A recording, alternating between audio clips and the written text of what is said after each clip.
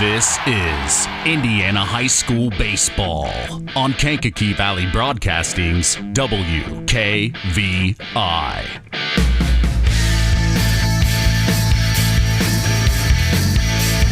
Brought to you in part by Culver's Portside Marina, NEPCO, Crane and Equipment Services, Farm Fertilizers, First Farmers Bank and Trust, Lawrence Farms, Mark's Body Shop in Knox, Zingo Express, Pulaski Memorial Hospital, Stark County Co-op, The Auto Park with locations in LaPorte, Plymouth, and Bremen, Standard Plumbing, Heating, and Air Conditioning, Collins Insurance, Howard's Marathon of Winnemac, and 5 Star. The KVB pregame show with Mitch Columbi is next. It's going back, and it's going to be a home run.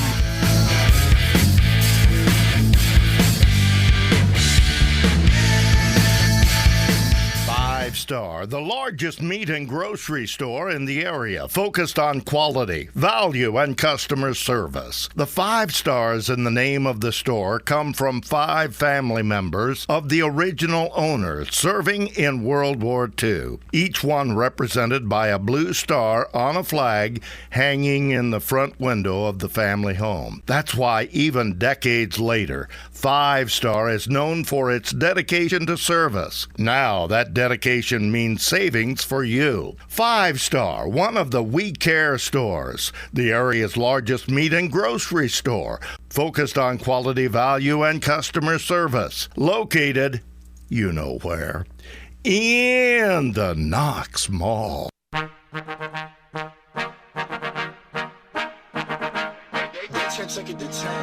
Big time That's the hit, game. And that's going to be a walk-off RBI single. Swung on, chopper to third. Here comes the go-ahead run. It's over the head of the center fielder, and it's a home run. Oh, my goodness. Homer. Welcome to the KVB pregame show. Now, here is the voice of KVB's WKVI Sports, Mitch Columbi. The new era continues here on Kankakee Valley Broadcasting's WKVI. The North Judson-San Pierre Blue Jays host conference foe, the Culver Cavaliers. This is Indiana High School Baseball. With us this afternoon, breaking things down and analyzing play on the diamond, our sports analyst, Kevin Hannon. Hey, I'm Mitch Columbi. The tradition continues. This is KVB's WKVI Sports.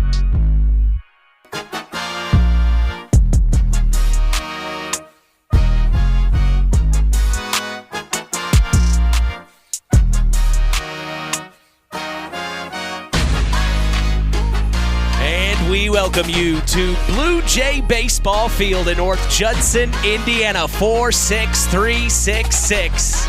We are back for more as we are set to continue the new era of Kankakee Valley Broadcasting Sports on 99.3 FM and around the world, streaming live on WKVI.com. Well, as we get all of us ready for our 6th baseball broadcast of the 2024 spring sports season, we have seen both of these teams in action, as well as talked to both managers on the Saturday Sports Line a couple of times. But when we look at the home team in today's contest, North Judson-San Pierre skipper Ray Frazier and his Blue Jays started their 2024 campaign on April 8th against Couts on the road. They unfortunately fell 12-2. We talked with head coach Frazier about that this morning.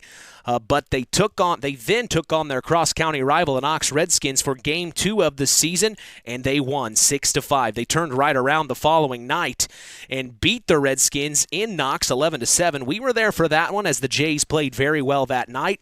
They followed that game up with another 2-game conference series against Caston and split them, winning Game 1 5-2 and falling Game 2 18-5. They really were in several conference matches early on as they then beat Triton 6-3 on April 25th. This past Monday and Tuesday, they took on LaVille and won Game 1 Monday night, 3-2 in extra innings. They fell Tuesday in LaVille, though, 6-1. On Thursday, they got a break in conference action as they took on Morgan Township and unfortunately lost 11-8. This morning, they got right back in it as they beat HNAC foe, the Culver Cavaliers, 7-3 just a little bit ago in Game 1 here of this doubleheader. The Jays are now 6-4 on the year and are 6-2 in Hoosier North Athletic Conference play. Leading the team, swinging the bats for the Blue Jays is Trey McGowan, averaging a .407 at the plate. Right behind him is Caleb Ginder, batting a .400 up to this point. Rounding out the top three is Brody Bridegroom. He's averaging a .333 at the plate. As a team, these Jays are hitting a .242 batting average on 50 hits, 40 runs, 21 RBIs, while striking out 54 times. For the pitching, the Blue Jays have used 8 arms in the 52.1 innings pitched. They have an ERA rating of 5.22 up to this point. They have allowed 50 hits, 56 runs, and have struck out their opponents 62 times. With us this afternoon, breaking things down and analyzing play on the diamond, we are honored to have former area baseball manager Kevin Hannon as our sports analyst. Coach, I have fallen in love with baseball on a Saturday. You can't beat it when it's the weather we have today here at North Judson. The field looks great. Lots of fans down the lines and the sun shining. So it's a great morning, great afternoon for baseball. Well, you've got your Mets hat on. You're excited for the weekend. You're just a baseball guy through and through, aren't you? I am. It's always sad to see my college basketball season come to an end, but at least Purdue made it go a little further this year than normal. But as soon as basketball season's over, I really look forward to it because baseball's always been my love. Well, your thoughts on the Jays after hearing that quick rundown? I think they're primed for a good run at the conference here in the next couple weeks. I think they have a good shot in the IHSAA playoffs here in 2.5 weeks. So second time I've seen them here this morning, and they're solid. It looks to me like they have a good number one pitcher. Ginder went complete game this morning, allowing 3 runs. So when he's pitching, they can play with anybody. Well, and we kind of talked about it with Rabe this morning on the Saturday Sports Line. Of course, they drew the Winamac Warriors, and, they go way back, him and Mark Hendricks. That's a big-time relationship, a long time. Of course, it's a rival, the Winamac Warriors and the North Judson-San Pierre Blue Jays. When they seem to come together, they provide a good atmosphere. But in terms of facing Winamac, who's doing very well in the Hoosier North Athletic Conference, talk about that draw. Coach Frazier said, of course. Yeah, you would prefer probably not to see them that early, being that you will have already seen them twice. Right. And but the good thing about that is you've seen their pitchers, so they're not going to pull somebody out that you haven't seen. So there's nothing better as a hitter than depending on how good the pitcher is. Right. But as a hitter, just to know that what this kid's bringing when he's up there on the mound, that helps your mindset a little bit. Well, we turn the page and look at these Culver Cavaliers. Manager Shane Lowry took over as the man in charge in the offseason. They started their 2024 campaign at home against Tri-Township and fell short 6-1. They followed that up with a win over their cross-county rival Argus 4-3. They then took on another one of their cross-county rivals in the LaVille Lancers and lost Game 1 11-1 and Game 2 13-0. They took on Marquette Catholic and ended up tying 4-4 due to running out of daylight. The Cavs then lost to the Knox Redskins in a doubleheader. They fell in Game 1 15-0 and Game 2 17-2. Since that time, it hasn't been the best of times for the Cavs. They fell to another conference foe, Winamac, on April 25th 6-0. This past Monday and Tuesday, they fell to Pioneer twice, 6-4 in Game 1 and 4-3 in Game 2. They faced off against Winamac in a rescheduled game and fell 16-0. They then took on the Blue Jays this morning for Game 1 of this doubleheader, and like we said, fell 7-3. The Cavs come into this matchup at 1-10-1 on the year and 0-9 in HNAC play. When it comes to hitting, Jonas McEwen leads this team with a .269 batting average up to this point. Right behind him is Hayden Parker hitting right at a .238, and then rounding out the top three is Hunter Albert averaging a .190 at the plate. As a whole, this team has a .161 batting average. They have 36 hits, 19 runs, and 11 RBIs on the year. Looking at the pitching for the Cavs, they have used 6 different arms through the to 59.2 innings pitched. They have an ERA rating of 6.22. They have allowed 69 hits, 85 runs, and have struck out their opponents 73 times. As a former Hoosier North athletic coach yourself, what would be some words of encouragement for these Cavs to hear through these unfortunate struggles? You know, as you're going through those scores, there's only been a few games that have gotten away from them. This morning's game was competitive, a 7-3 loss. Several one-run, two-run losses in that list that you ran down. And just watching them play this morning, their pitcher threw the ball well. They made some plays in the field. They've got some kids that can play. Coach has been around this conference and around Culver for a long time, and they're doing some good things. Well, we are expecting a great afternoon of Saturday baseball action. We appreciate you joining us on the Coca-Cola pregame show. Taste the feeling. We'll be back after a word from our sponsors. The Pulaski Memorial Hospital Injury Report is next. You are listening to Kankakee Valley Broadcasting's WKVI. It's hard to believe, but time sure does fly by. Collins Insurance Agency in downtown Knox are celebrating over 30 years of taking care of all of your insurance needs in our communities. If I could turn back time. And we're not going anywhere. Stop in and see Jim and the crew at Collins Insurance Agency in downtown Knox. Insurance you can count on from a business you've trusted since 1989. Proud presidential partners of Western Reserve. Who's in? Who's out?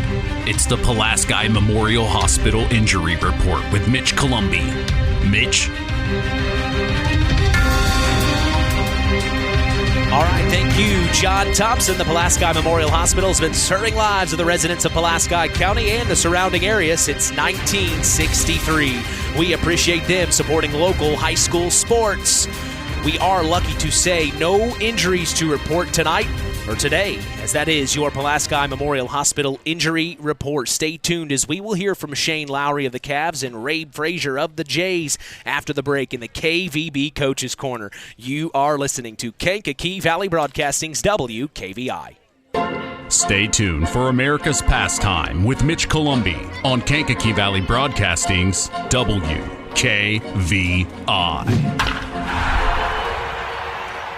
Pulaski Memorial Hospital. Quality care, closer to home. Pulaski Memorial Hospital is all about community and keeping our community spotlight shining on the accomplishments of our youth.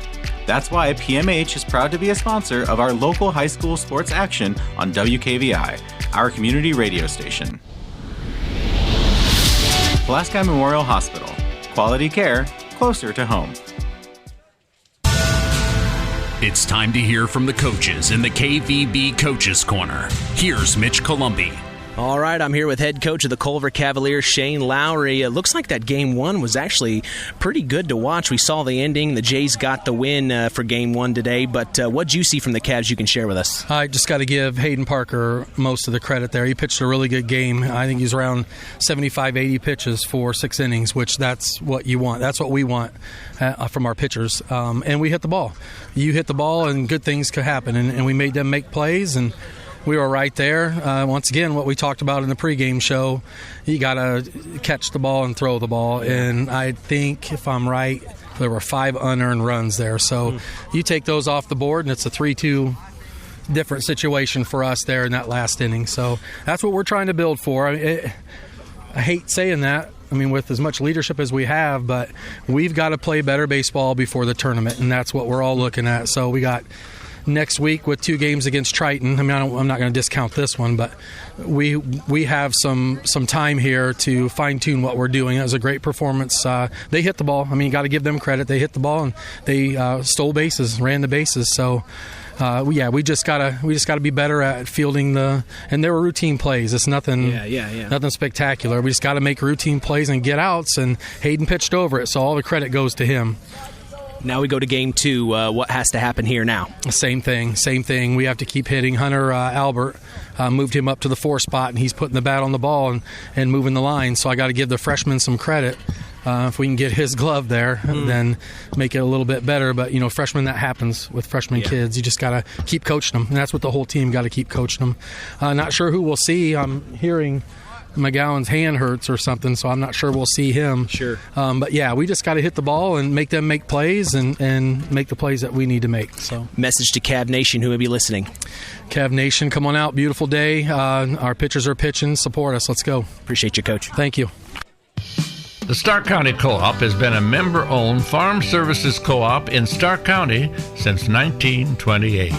That's over 90 years, and they're still providing the same quality agronomy services to the farming community of Stark and surrounding counties. The Stark County Co-op is an LP and fuel provider. The Stark County Co-op purchases grain at both locations, Hamlet and Brems. You can reach them by phone at 1-800-782-3392. I'm here with head coach Ray Frazier of the North Judson-San Pierre Blue Jays. Coach, took care of game one today against the Cavs.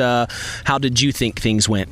It was a pretty well-played game. We had some errors early, but Ginder pitched a good game, and so did the kid from Culver. So it was really a well-pitched game and a real quick game.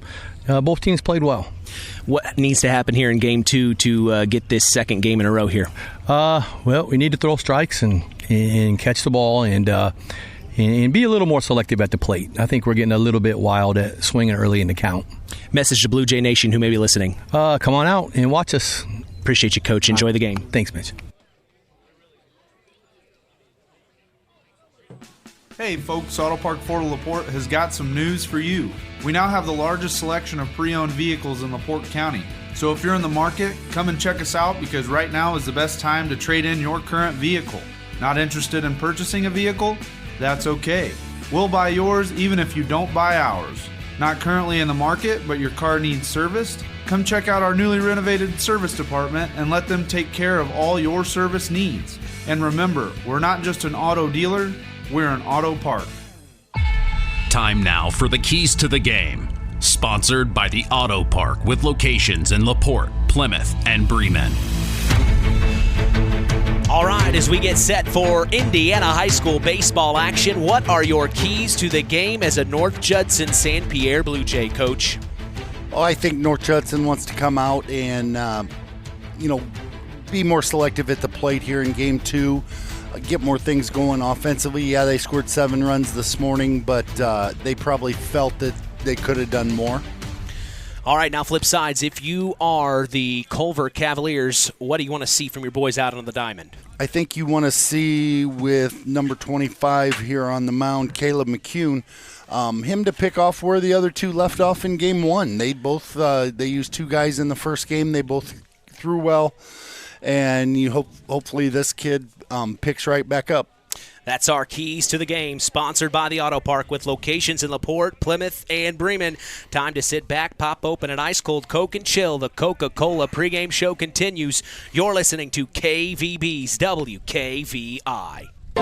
Stay tuned for America's Pastime with Mitch Columbi on Kankakee Valley Broadcasting's WKVI.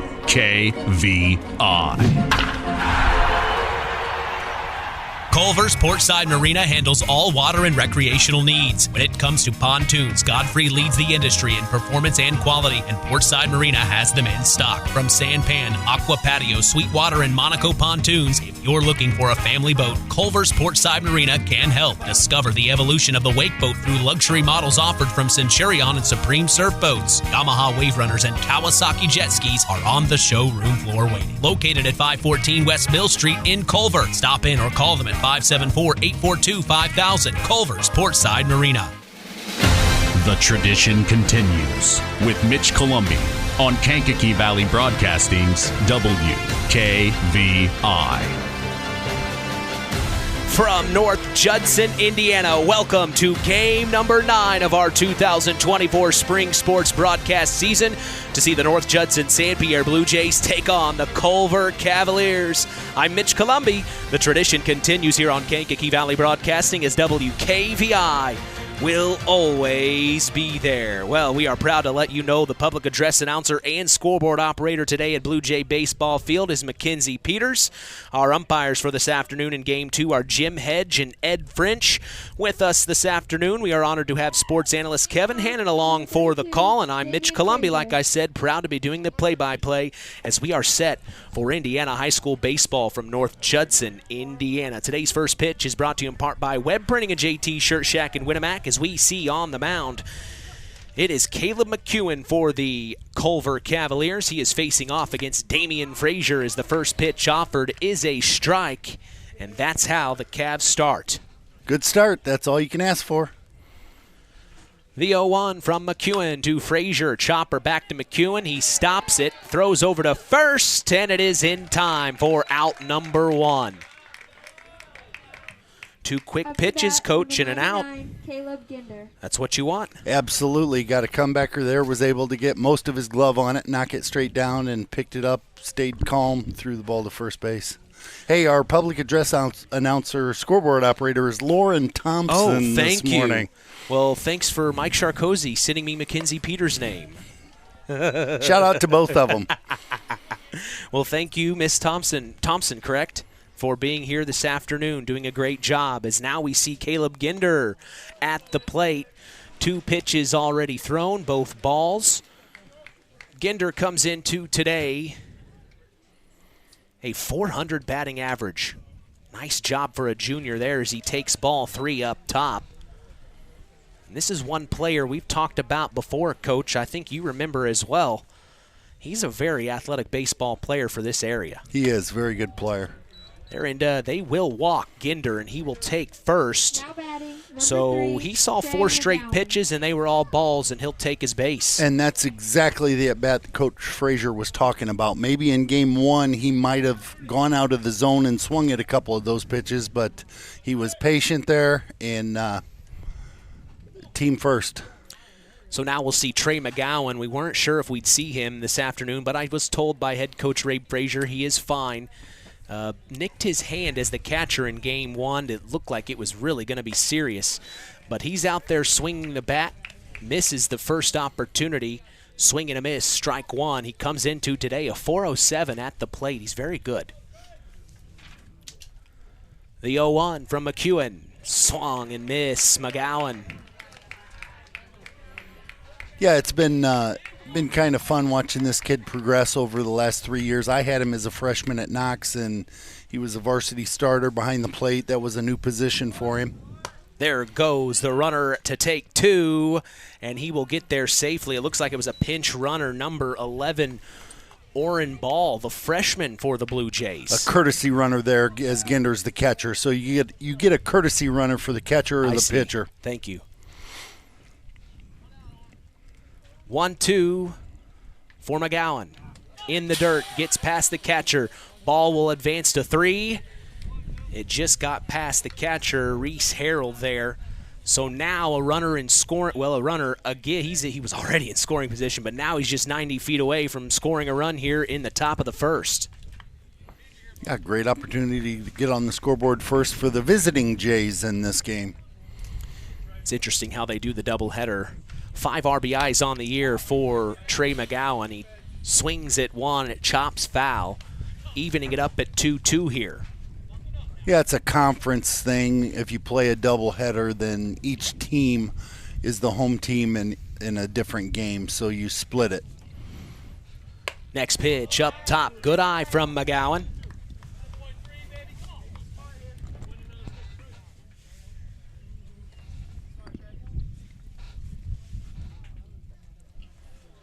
The full count from McEwen, and he will walk Trey McGowan. So now runners on the corners for the Jays, and we will see the cleanup hitter, Brody Bridegroom.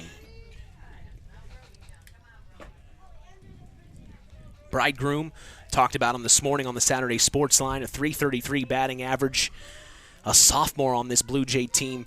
Manager Ray Frazier really likes this kid.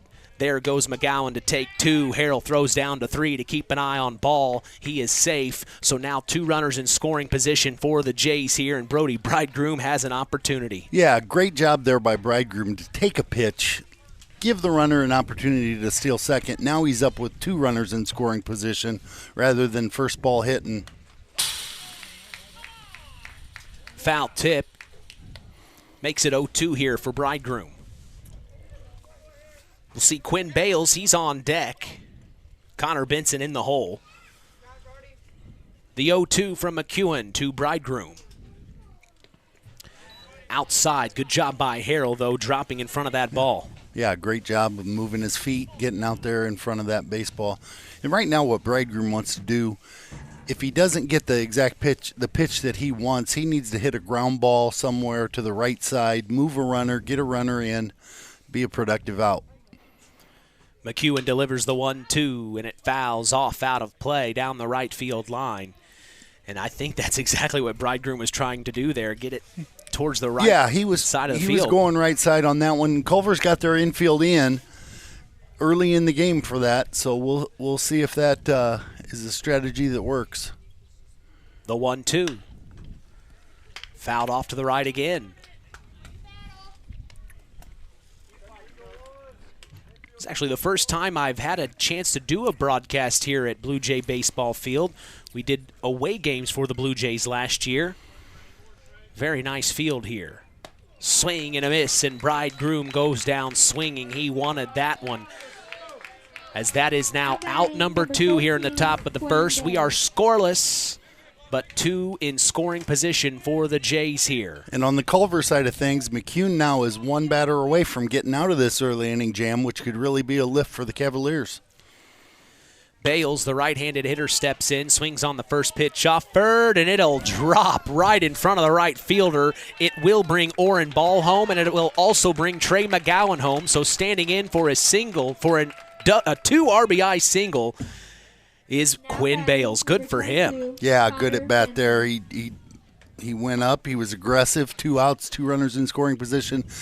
Took the first pitch he saw and blooped it into right field. Get 2 home. So the Jays take an early lead here in Game 2, where they won Game 1 this morning 7-3. They now lead 2-0 here in the top of the first. Quinn Bales is on first. With 2 outs, we now see Connor Benson in the box. He takes the first pitch offered for a ball. Really, really a beautiful day here in North Judson. Next pitch. Misses again, ball 2. Yeah, you say beautiful day. This is one of the few days I can remember here in the last 3 weeks. We don't have a breeze today, or much of one. At all. I wore my jacket thinking there might be rain. Now I know how to keep the rain away. Next pitch from McEwen. Finds the zone. As it's now 2-1 here for Connor Benson. There goes Bales to take 2. Chopper to short. Jonas McEwen, he gets it over to first, and that is the 3rd out. So good job there by the Cavs to get out of the inning, but 2 runs cross. 2 runs, 1 hit, no errors for the Culver Cavaliers. And we pause to come back for the bottom of the first. You're listening to KVB's WKVI. On the way home from the game, a deer jumps in front of your truck. And now you've got to get that truck repaired. Make it easy on yourself. Take it to Mark's Body Shop. Mark's has done expert auto body service since 1998 and will work with you and your insurance provider for collision repair, custom body paint, and insurance work. And all work guaranteed by owner Mark Schell. Mark's Body Shop, proud to support high school sports. 772-7003.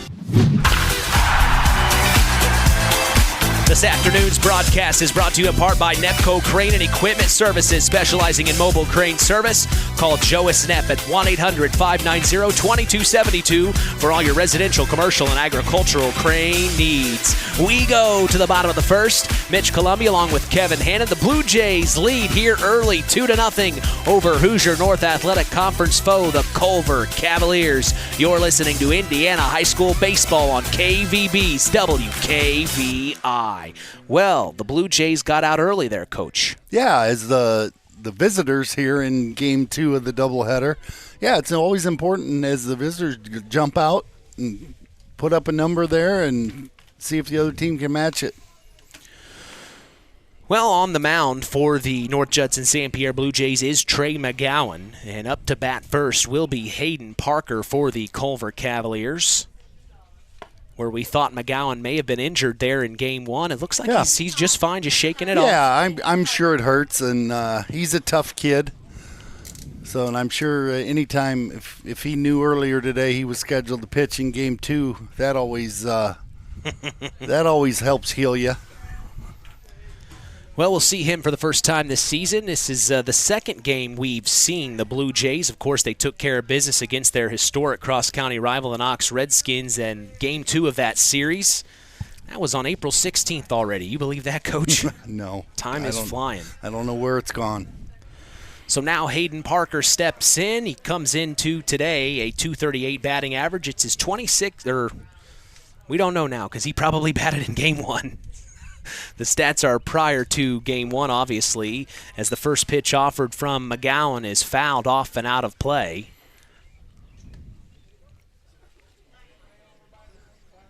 Kind of hard to get the updated stats in between Game 1 and Game 2. Yeah, it's next to impossible, and then you never know. Some coaches don't like to put them in right away, and I know it's hard to get stats in immediately after the game, but they do their best keeping them up. That's a lot of stats to do. Yes, it is. Inside on Parker, he holds off for a 1-1, and now McGowan will deliver. Just misses outside for ball 2.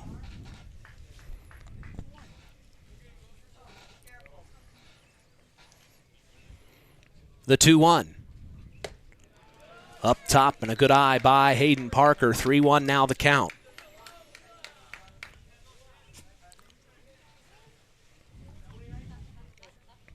McGowan kicks and deals. Inside, and that will be ball 4 as McGowan ends up walking the leadoff man, Hayden Parker. Yeah, good job by Parker there, just being patient. There were a couple pitches there that were close either way, probably could have swung at, but did the job as a leadoff hitter. The number 2 hitter for the Cavs is Jonas McEwen. Very good baseball player on this Cavalier team as McGowan checks Parker at 1. He slides in head first safe. But Jonas McEwen comes into today a .269 average. We remember him as a freshman, one of our Tyler Roth WKVI Athletes of the Week. Here he is in his sophomore season.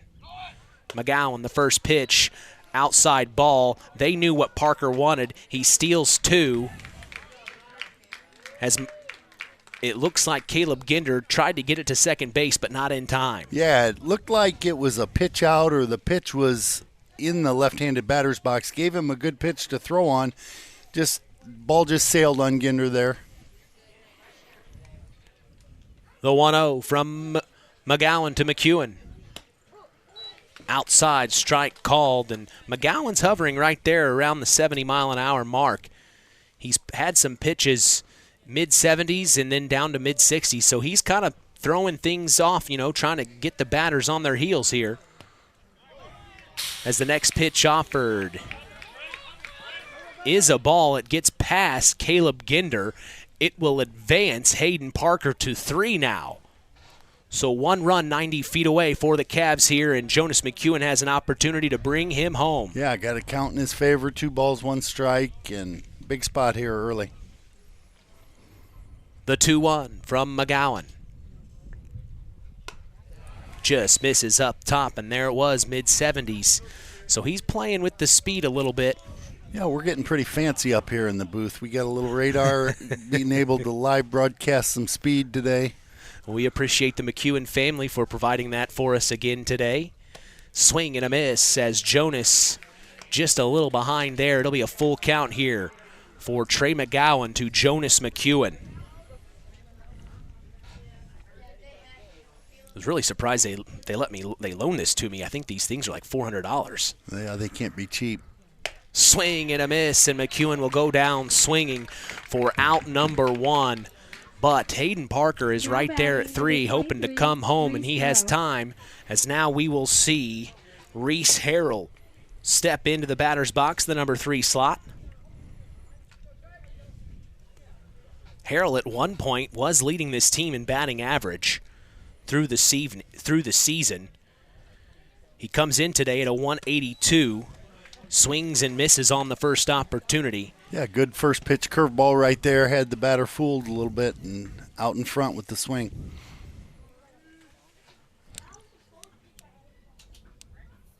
The 0-1. Misses just low. Ginder stops it from getting past him. And you bet Parker is chomping at the bit. He wants to come home. Yeah, this is a big at bat here early on for Reese. As with 1 out, just put the ball in play, get your team a run. McGowan delivers, swing and a miss by Harrell, as that's now strike 2. Another curveball early in the count. You know, he struggled, walked Parker to lead off the game, and now he's, trying to find something else that might be working for him. Looks like here to Harrell, he's found the curveball. 1-2 from McGowan to Harrell. Popped up. It looks like the second baseman will make a play. Hayden Parker will stay at 3, but a good job by the second baseman for the North Judson-San Pierre Blue Jays, Brody Bridegroom, to track it down. Yeah, it got a fly ball there that he was looking for, just didn't get it out of the infield. So the second baseman was able to move over behind first and make the play. Hunter Albert will now make his first plate appearance of Game 2 here.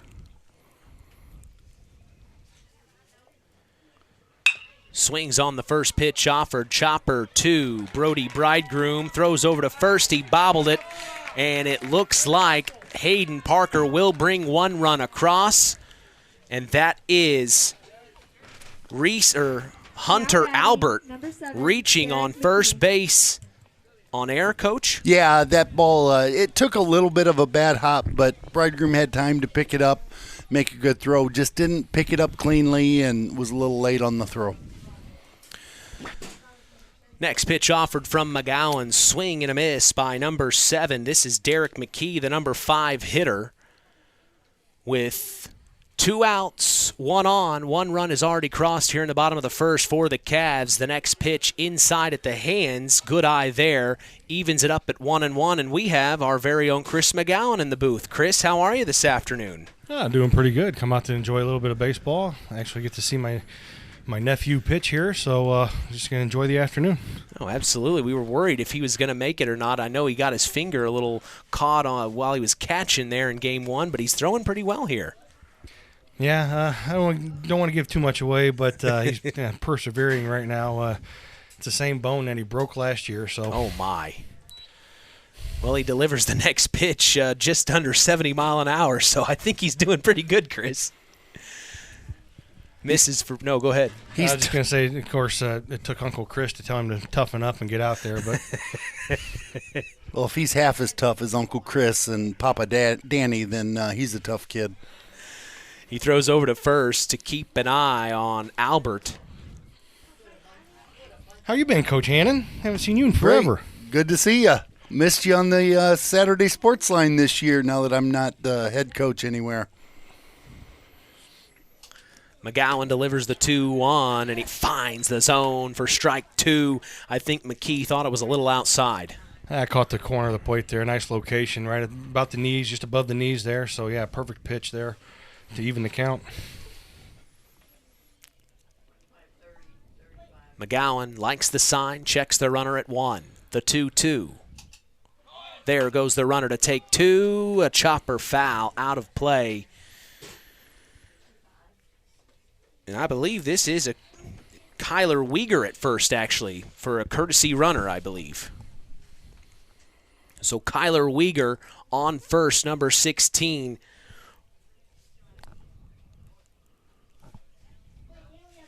As Albert got on base, he is pinch running, it looks like. Throws over to first. Oh, overthrown. This means Weegar will take 2 now. Sliding in, but they get the out. My goodness.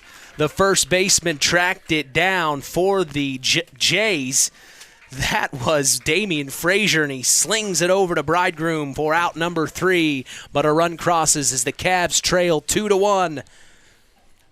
This is... We're figuring it out, guys. I'm sorry. We're taking a break. Don't go anywhere. You're listening to KVB's WKVI.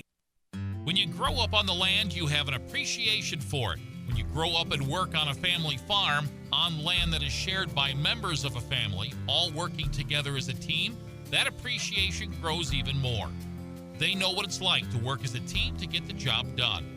At Lawrence Farms of Knox, Todd and Josh Lawrence and family support the local high school teams and wish them success all through the season.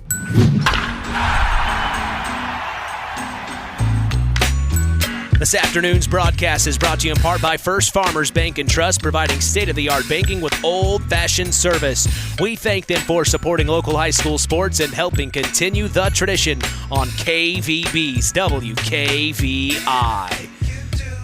Top of the second, Mitch Columbia along with Kevin Hannon. We also have sports analyst Chris McGowan in the house right now. As we go to the top of the second, Caleb McEwen still on the mound, and the Jays will be up to bat. It looks like this is number 4, so we'll see the number 7, 8, and 9 hitter for the Jays. It's Owen Tim, third baseman, up first. So for the Cavaliers in the bottom of the first, 1 run on no hits, 1 Blue Jay error. And now the Blue Jays have an opportunity to add to that lead. They lead 2-1 right now. Tim comes into today a .071 batting average on the year. The junior will step in and face Caleb McEwen for the first time this afternoon. And time is called at home plate. Ball got away down the line by the Cavaliers dugout. I see.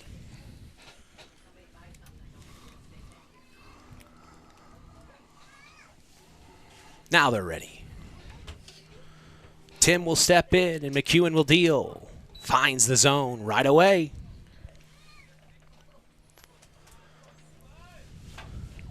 These two McEwen brothers are something else for the Cavs. Very athletic as he finds the zone for strike 2 there. Yeah, both of them have good arms. Both of them can play.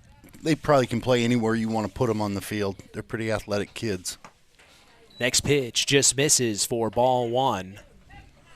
1-2 count, Chris. What are you doing in the box? See ball, hit ball. Pretty simple, right? Yeah. Up top, ball 2. No, actually, with 2 strikes, you shorten your swing, just trying to make it just make solid contact and put the ball in play, force the defense to make a play. McEwen deals the 2-2. It's popped up foul over our heads. You agree, Coach? I agree. And I agree. I'm a simple man that what he said first, see ball, hit ball, whatever it takes, choke up a little bit, just put the ball in play. Next pitch, popped up foul, out of play again. So we've got a little bit of a duel here between Owen Tim and Caleb McEwen. Another thing you do, you foul off those pitches. That adds up down the line to the pitcher's pitch count. Somewhere along the line, that'll benefit your team. Another popped up foul. Out of play. Well, the one thing I've seen with Owen's stance here, his hands are awfully busy when the pitch is coming. A lot of extra movement there that you don't need. Off-speed pitch stays up top for ball 3. So a full count here for Caleb McEwen to Owen Tim. Kind of coils back as the pitch is coming, so. He will end up walking Tim as it gets past the catcher. And that right there, that's a great at bat. Absolutely. I mean, he was 0-2 and ended up fouling off a couple tough pitches and got the walk. So that's a great at bat, and that's going to bode well for him later on in the game against McEwen. The more pitches you can see, obviously, the more comfortable you get in that box. Yeah, and he saw 9 pitches right there. So great at bat. I was one off. So close. So now we see Derek McKee step into the box. McEwen will throw over to first, keeping an eye on Tim.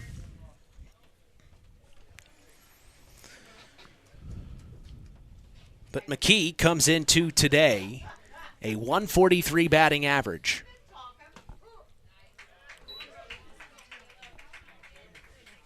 Brennan Trent, I am looking at the wrong... Why didn't you say anything? I had to check my book to make sure I was on the right page there. I was just getting ready to figure out it's number 7. It's Brennan number Trent. Number 7. I'm looking at the wrong sheet here. It's Brennan Trent, the designated hitter. As he swings and misses for strike 2. Trent, .056 batting average on the year, a junior on this Blue Jay team. He steps back in for the 0-2. Up top, ball 1, throws down to first, but he's safe. They're keeping their eye on Tim. They are. So far, he hasn't gotten out to a real big lead. Doesn't look like he's ready to run. Next pitch, chopper back to first. Oh.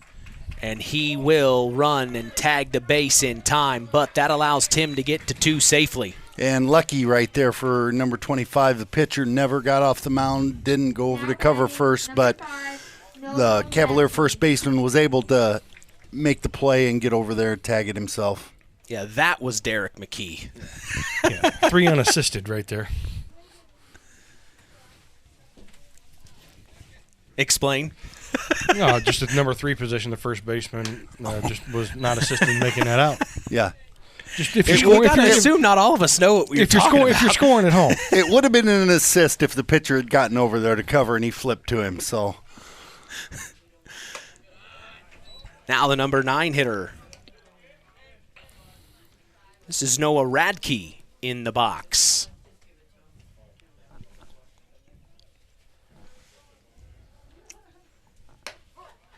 Finds the zone as it's now 2-1 from McEwen to Noah Radke in the 9 slot.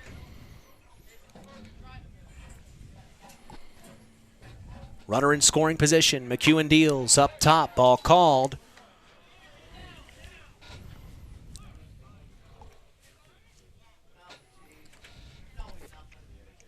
And now time is called at home plate here. Yep, we got to tie a shoe out there at second base. That's one of my, as working with young kids and young men the last 20-some years. It's amazing how many times we don't figure out how to tie our shoes before the game. Well, in basketball, that's used as an extra timeout. I don't know how many times I've seen a kid reach down and, oh, my shoe's untied, and they untie it. And I teach elementary physical education, so I tie a lot of shoes during the day. You have a problem with shoes being tied. My Clint Eastwood moment, get off my lawn. You know, you talk about getting timeouts at opportune times. You remember when Jason Kidd took over as the Mavs head coach, and he told the player, bump into me so I can spill the water on the court and get a free timeout? Exactly. I'll never forget that. That's probably been over 10 years ago already. McEwen deals his first pitch. We go back to the top of the batting order for the Jays. It's Damian Frazier. The Jays have 1 in scoring position, 2 on with 1 out here in the top of the second. Next pitch offered from McEwen misses. Ball 2 for Frazier. Standing up here watching, the one thing I'd like to see Owen getting that lead off at second, I'd like to see him get some depth leading off from second base instead of leading straight off. That was a fast one there, Coach. Yeah, upper 7, hit 78 on that fastball. So he's struggling a little bit right now with his control. Fell behind a few of the hitters at the bottom of the order. Up top, ball 3 now. Good eye from Frazier.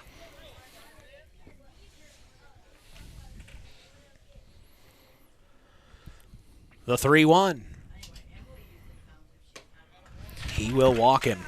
Let me ask you, Coach Hannon, when teaching kids how to lead off from second base, Did you teach them to get some depth at Yes. second on the leadoff? Yes, Yeah. unless they were thinking about stealing the base, and then obviously the shortest distance is a straight line. Right. But if there was no play on where they were trying to steal, you back them up. Then they've already rounded. Then they can hit third and run between third and home on a straight line rather than have to take that big round. And it looks like pitching coach McEwen is coming out to have a chat with the infield here.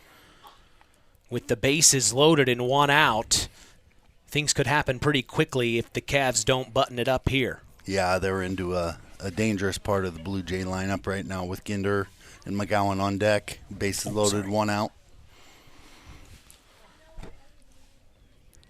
Not only that, when you get depth at second base, too, it's kind of hard to tell how big of a leadoff you actually have. Yeah, it's an optical illusion there. Little nuances in baseball. So there's a lot. Oh, yeah. There's a lot. I'm still learning. And I learned the other night from Coach Hannon, you get 3 mound visits. On the 4th, you have to make a change. Yep. So, we're learning piece by piece here, game by game. Really, the only thing me and Coach Hannon disagree on, he's a Mets fan. I'm a Cubs fan. So, other than that, we get along pretty well. Well, Ginder, he will step in here with the bases loaded. Takes the first pitch for a called strike, clocked in at 72. Yeah, again, patient to start this at bat for Ginder. Well, I don't think he had the take sign because Coach Frazier down there in third base box kind of threw his hands up when that first pitch was right down the middle. I don't think Coach Frazier has a take sign, does he? These guys always like to swing it. Well, and Ginder just did. It's 0-2, and McEwen delivers. Swing and a miss, 77 mile an hour. Ginder just behind as that's now out number 2. That mound visit gave a little juice to McEwen. Yeah, and now it's time for Trey McGowan to pick up for, Ginder. You don't always – baseball's a game of failure. You don't always succeed with what you're trying to do, and now it's McGowan's turn to pick up his teammate here. He steps in, takes the first one. Ball up top, and a good job by Reese Harrell to track that one down. He jumped up and immediately looked down to third base. The advantage of being 6'3" behind the plate. No kidding. The 1-0 from McEwen up top again. McGowan, like we had mentioned, a .407 batting average on the year. Very good for this team. He'll step back in and look at a 2-0 count. Inside, and now McEwen has got some work to do here. And I'm just watching Coach Frazier here to see if he's got a take sign. Well, if kicking the dirt and There it is, finds the zone. He put that one right down the pike. Yeah, honestly, if I'm Trey here, I'm probably taking another pitch. The 3-1. And it almost hit him in the head. He ducks out of the way. They will walk Trey McGowan. It brings home number 4, Owen Tim. So another run crosses. The Jays lead now 3-1 here in the top of the second. And now here comes head coach Shane Lowry on the mound to have a chat with Caleb McEwen. I think it will be his day. And now they will hand the ball off to number 9 for the Culver Cavaliers. That's Hayden Parker at second. So I'll assume Caleb will then go to second, and then in relief will be Hayden Parker.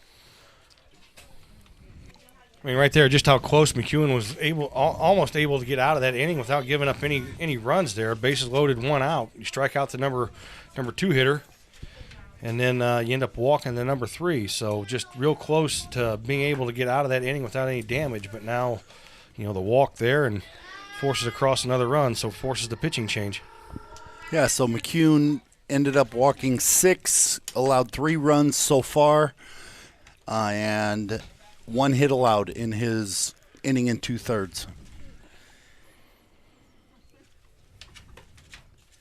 Well, Hayden Parker comes into today having pitched 11.1 innings up to this point. He's allowed 22 hits, 19 runs,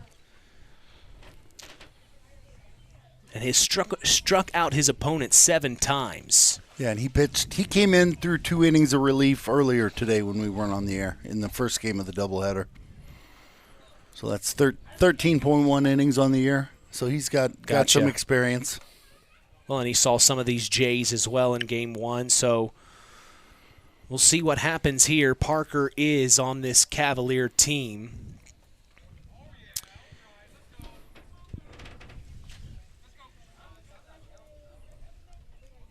A senior. Took me a while to find his name there, but he is a senior on this Cavalier team. They'll go from sophomore Caleb McEwen to senior Hayden Parker here.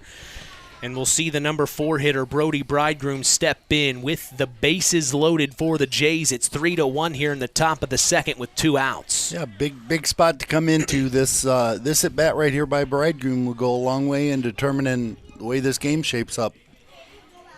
First pitch from Parker in the zone. Strike called as Bridegroom let it go by. Must have got the take sign. Swings on this one. Chopper to Jonas McEwen at short. Throws over to first. And they get the out. Good job to get out of that inning, only allowing 1 run to cross. The Jays lead 3-1 here. We pause to take a break and come back. Bottom of the second action coming your way. You're listening to KVB's WKVI. At First Farmers Bank and Trust, agriculture has been a cornerstone of our business for more than 135 years. Our personal relationships within the ag community run deep for multiple generations. If you're looking for a financial partner that knows, understands, and supports agriculture, I'd love to hear from you. I'm Isaac Blue, ag banker at First Farmers. Come into our Knox, North Judson, or Culver branches, or visit us online at ffbt.com when you're ready to talk about growing your operation. First Farmers Bank and Trust, member FDIC, equal opportunity lender.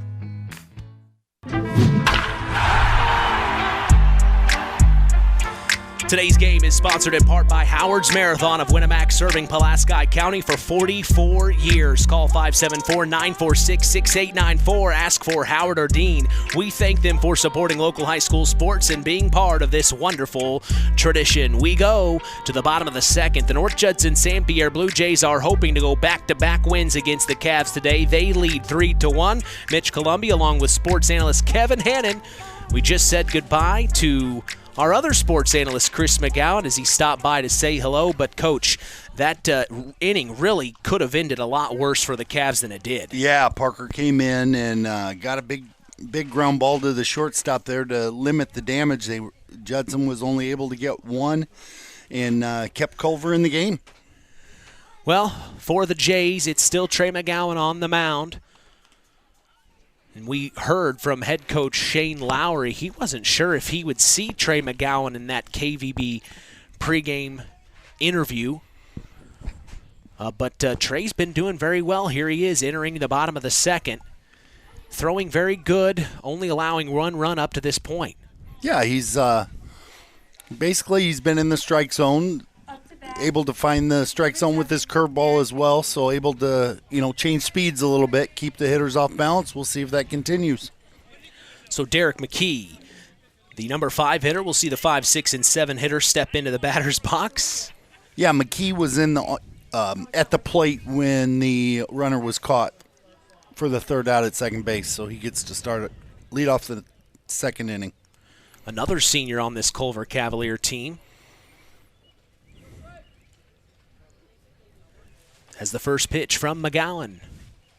And now McKee will call time. They're playing with each other there, aren't they? Well, I think right there, pitcher and catcher were on different wavelengths as to what they wanted to throw. Now they got it together. Swing and a miss. First pitch offered for strike 1 as McKee. He really wanted that one. Yeah, first ball, fastball. He was up there, aggressive. Next pitch. Chopper foul down the left field line. Makes it 0-2 now. McGowan ahead in the count. Yeah, exactly what you want to do. Your team gave you a 2-run lead. You're in the second inning. I know it's early in the game, but as a pitcher right now, you really want to throw strikes, make your defense work. The 0-2 from McGowan to McKee. Just behind and missed it, as he will go down swinging. 3 pitches and 1 out. Yeah, three straight fastballs right there, and placed all 3 of those pitches well on the outside corner.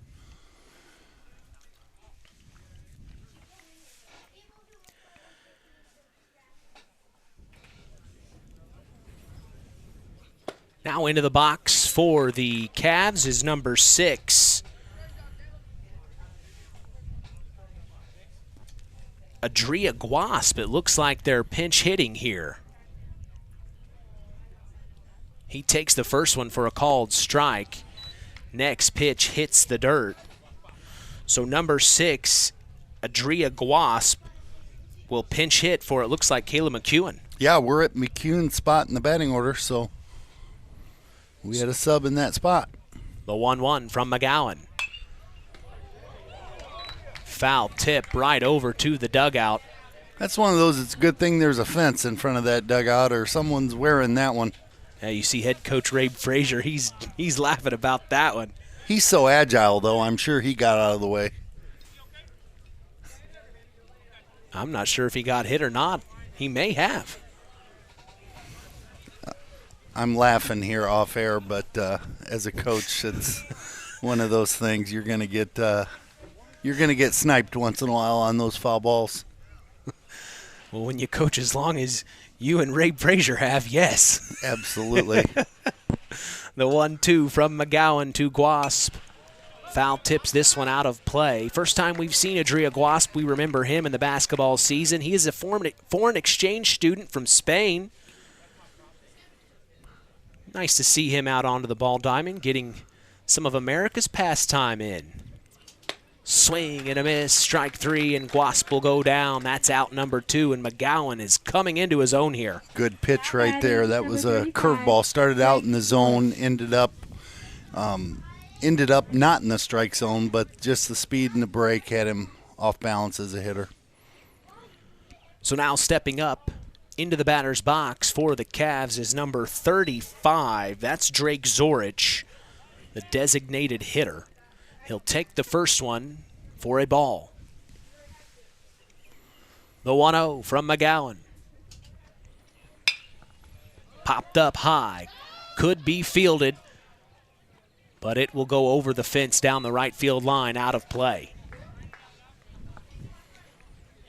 So 1-1 now here. Yeah, not much foul territory down the lines here. Pretty much foul ball, you get into the outfield, it's going to be out of play.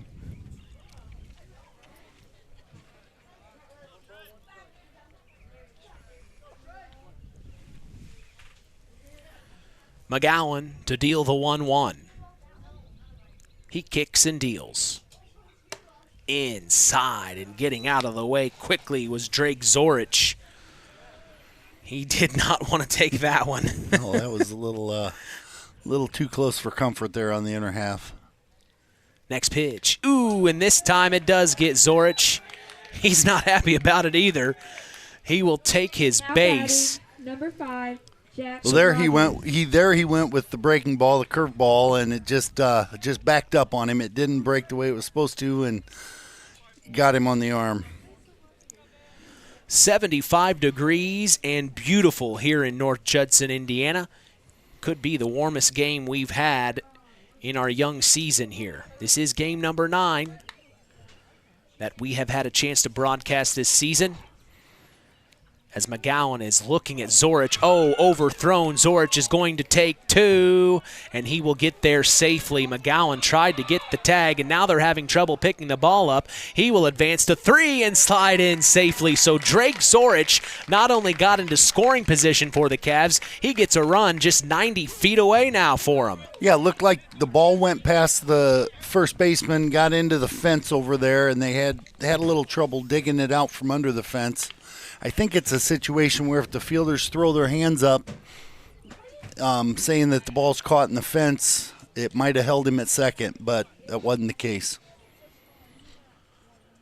McGowan will now deal his first pitch to number 5 for the Cavs. This is Jack Rogers for his first plate appearance of the afternoon. We had kind of talked about it on the Saturday Sportsline, Coach, and Chris McGowan had brought this up. It's usually the team, in his opinion, he said, swing and a miss there by Jack Rogers, evening it up at 1-1. But Chris was saying it's usually the team that gets back to the top of their batting order first that is usually, more times than not, the team that comes out prevailing, more times than not, obviously. But yeah, I've never really thought about it that way, but yeah, there's a good point there. Rogers will foul this one up and out of play, making it a 1-2 count here. Depends on probably a little bit what kind of team you have. I've had some years where my 9-hole hitter was a second leadoff hitter and a good little scrappy guy that hit for a good average. Rogers will swing and miss for strike 3, and that is out number 3. The runner is left stranded on third. So no runs crossed for the Cavs. No runs, no hits, no errors that inning as we head to the top of the third, 3-1 North Judson. We'll be back after this. Howard's Marathon in Winnemac has a reputation built on getting things done right. With 30 years experience as an ASE Master Auto Technician, Dean Wentz is the right choice for the auto repairs or service.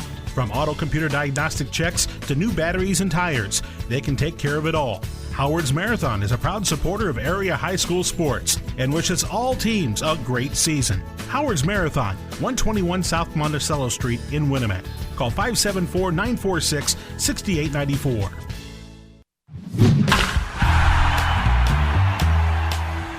Tonight's game, or this afternoon's game, is sponsored in part by McGrath Refrigeration, a family-owned business since 1967, and your local Armstrong Air dealer. Call them for all your heating and cooling needs at 574-772-3575. McGrath Refrigeration, where the temperature is always just right.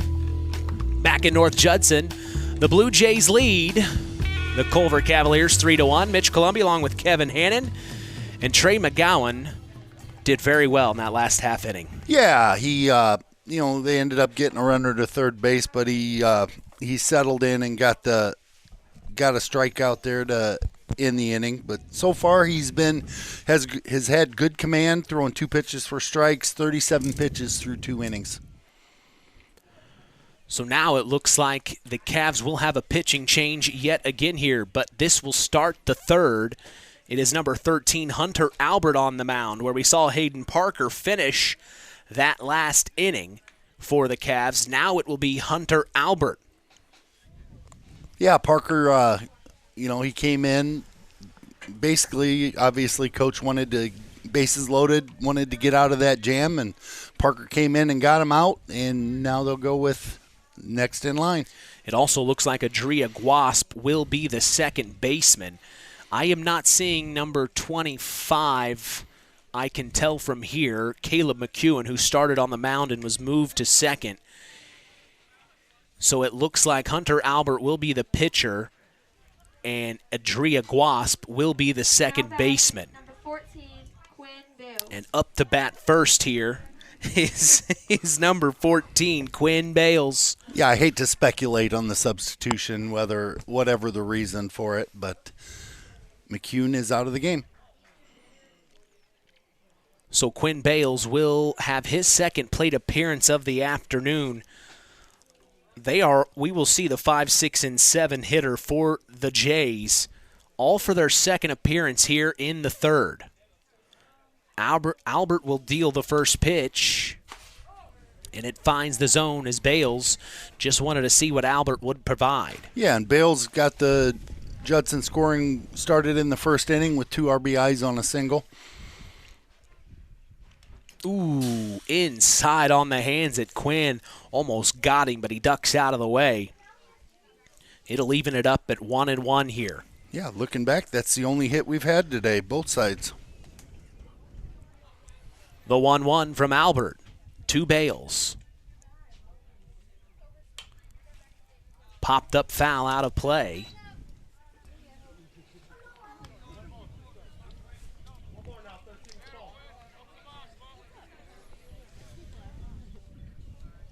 The 1-2 count from Albert to Quinn Bales. Inside again on Bales. He dips out of the way, evens up at 2-2.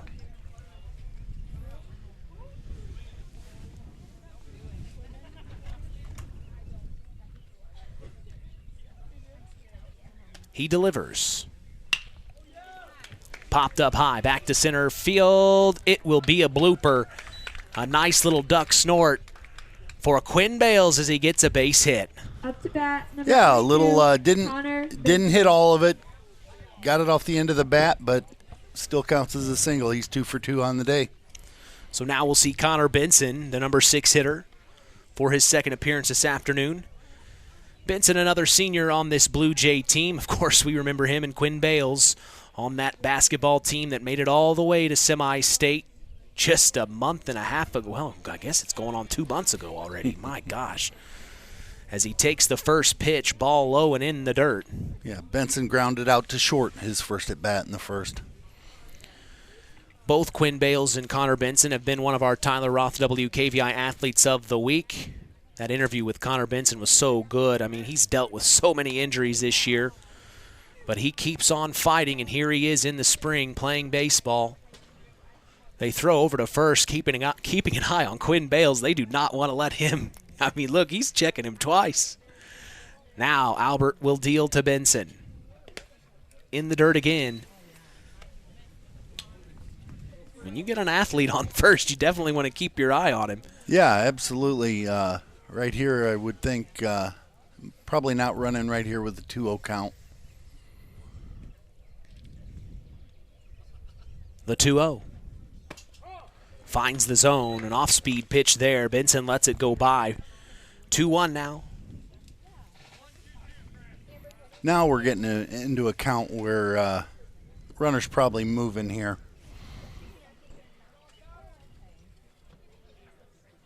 Albert, the 2-1. There goes Bales to take 2. Inside ball called. They throw down to 2. Not in time, and Bales slides in safe. So the Jays have Bales in scoring position here. 3-1 the count from Hunter Albert to Connor Benson here. Top of the third. No outs. 1 on. 3-1 the Jays lead. Swung on. Chopper, 2. Jonas McEwen at short. Throws over to first. It's overthrown. It will advance Quinn Bales to 3. Now he's going to come home. It will be an RBI double for Mr. Connor Benson right there. Yeah, it would. It'll be scored as a single on the bad throw by the shortstop. Allowed him to get into second base. But good job by Benson right there just to put the ball in play, get a run home. So not an RBI double. No RBI Gotcha. on the play. Run scored on the error. Gotcha. Thank you for correcting me. So now it's 4-1, the Blue Jays lead. With Connor Benson at second. Albert deals. In the dirt, ball 1. This is number 4 for the Blue Jays, Owen Tim. And I'm going to correct myself. It was an RBI ground out for Benson. The run would have scored whether there was an error or not. Gotcha.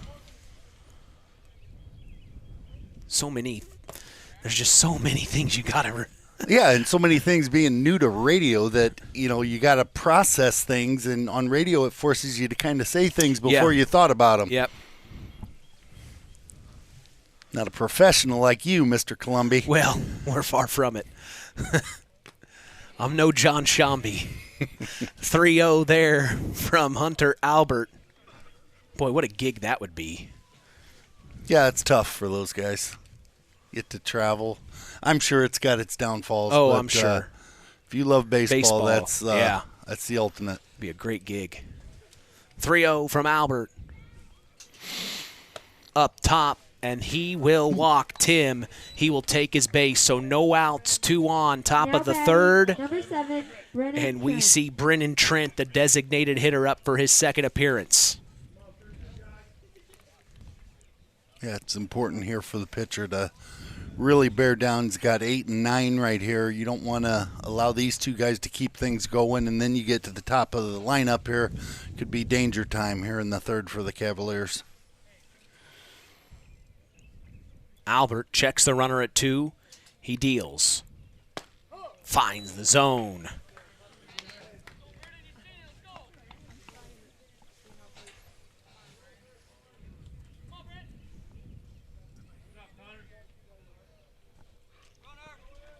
Next pitch. Brennan Trent had to duck out of the way, and in the meantime, it was a double steal. Both Jays will advance to 2 and 3. Yeah, ball there was, I'm really surprised the catcher caught it. It was an inside pitch, almost hit him, and ended up making not a bad throw to third. Runner just beat it. So 1-1 count here from Albert to Trent. Swing and a miss, as that's now 1-2 count. Got a text from one of our other area baseball coaches, Mike Shinrod. He said, Kevin Hannon, you the man, one of the guys who made me want to start coaching high school baseball. Oh, well, that's great to hear. Great to hear. We had a chance to talk to him this morning on the Saturday Sports Line about the Tigers, as here's a chopper to Jonas McEwen. Nice, smart play as he will tag Connor Benson at 3. He did not want Connor to go home. And that was a very, very quick play there. Great heads-up play. Connor Benson kind of thought about going home, and in that moment, instead of throwing to first for that out, McEwen says, I'm going to beat you on a foot race back to 3 here and tag you. Yeah, huge play. Great thought to be able to do that right there. 1 out now. 1 runner in scoring position for the Jays. It's number 5. This is Noah Radke popping one up to center field, and it is gloved by the center fielder. That is, I believe, Number 32, Brady Kindernay. Number 15, yes, Brady Kindernay without number 2. So the Cavs here still putting up a fight, as it's now number 32 for the Blue Jays. Damian Frazier back to the top of the batting order. It's his 3rd appearance of the day. Oh, no, one gets past Reese Harrell. This will advance both runners to 2 and 3. So Brennan Trent is on 2, and number 4, Owen Tim, is on 3 for the Jays. But what I mentioned earlier, Albert has done a good job. He navigated the 8-9 hitters, got 2 outs, and now he's in a spot. He's back to the top of the lineup, but he's possibly able now make a good pitch here, gets out of the inning, nothing more scores. 1-0 from Albert. Outside, ball 2.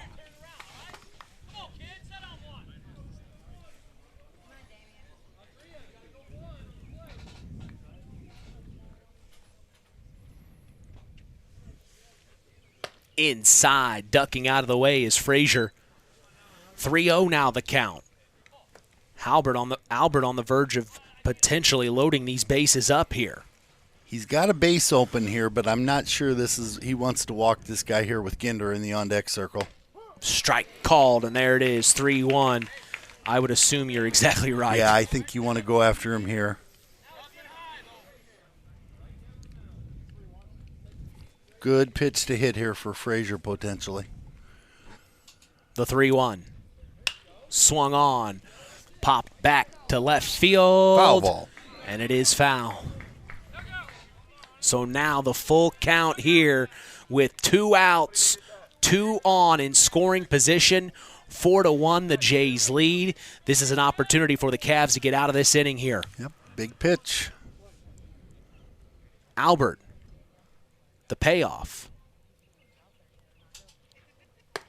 And he will end up walking. Damian Frazier just a bit up top, and now here comes Caleb Ginder. Yeah, he had a spot pretty similar to this in the second inning, wasn't able to get the job done. So let's see if I'm sure as he's walking up to the plate, he's got redemption on his mind here.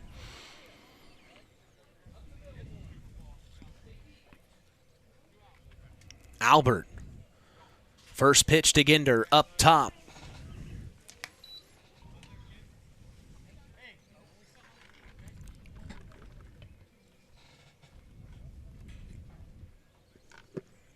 The 1-0 from Albert to Ginder. Oh, and he will bean Ginder.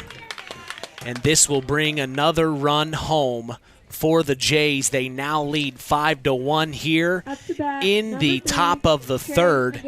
This brings up Trey McGowan again. I know it hurts, to stand there and take one, but that's a team thing right there. He wore it ran down to first, gets an RBI for it, keeps the inning moving.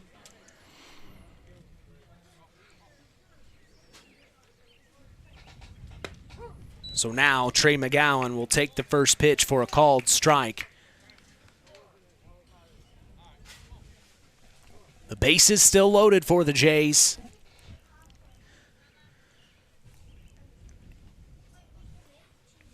Next pitch up top, ducking out of the way is McGowan. Little difference there. He's ducking out of the way. That ball would have hit him in the head. So that one's okay. And a courtesy runner, Orrin Ball, is at first for Ginder. The 1-1 from Albert just misses. 2-1 now. Yeah, just a little up. Close pitch.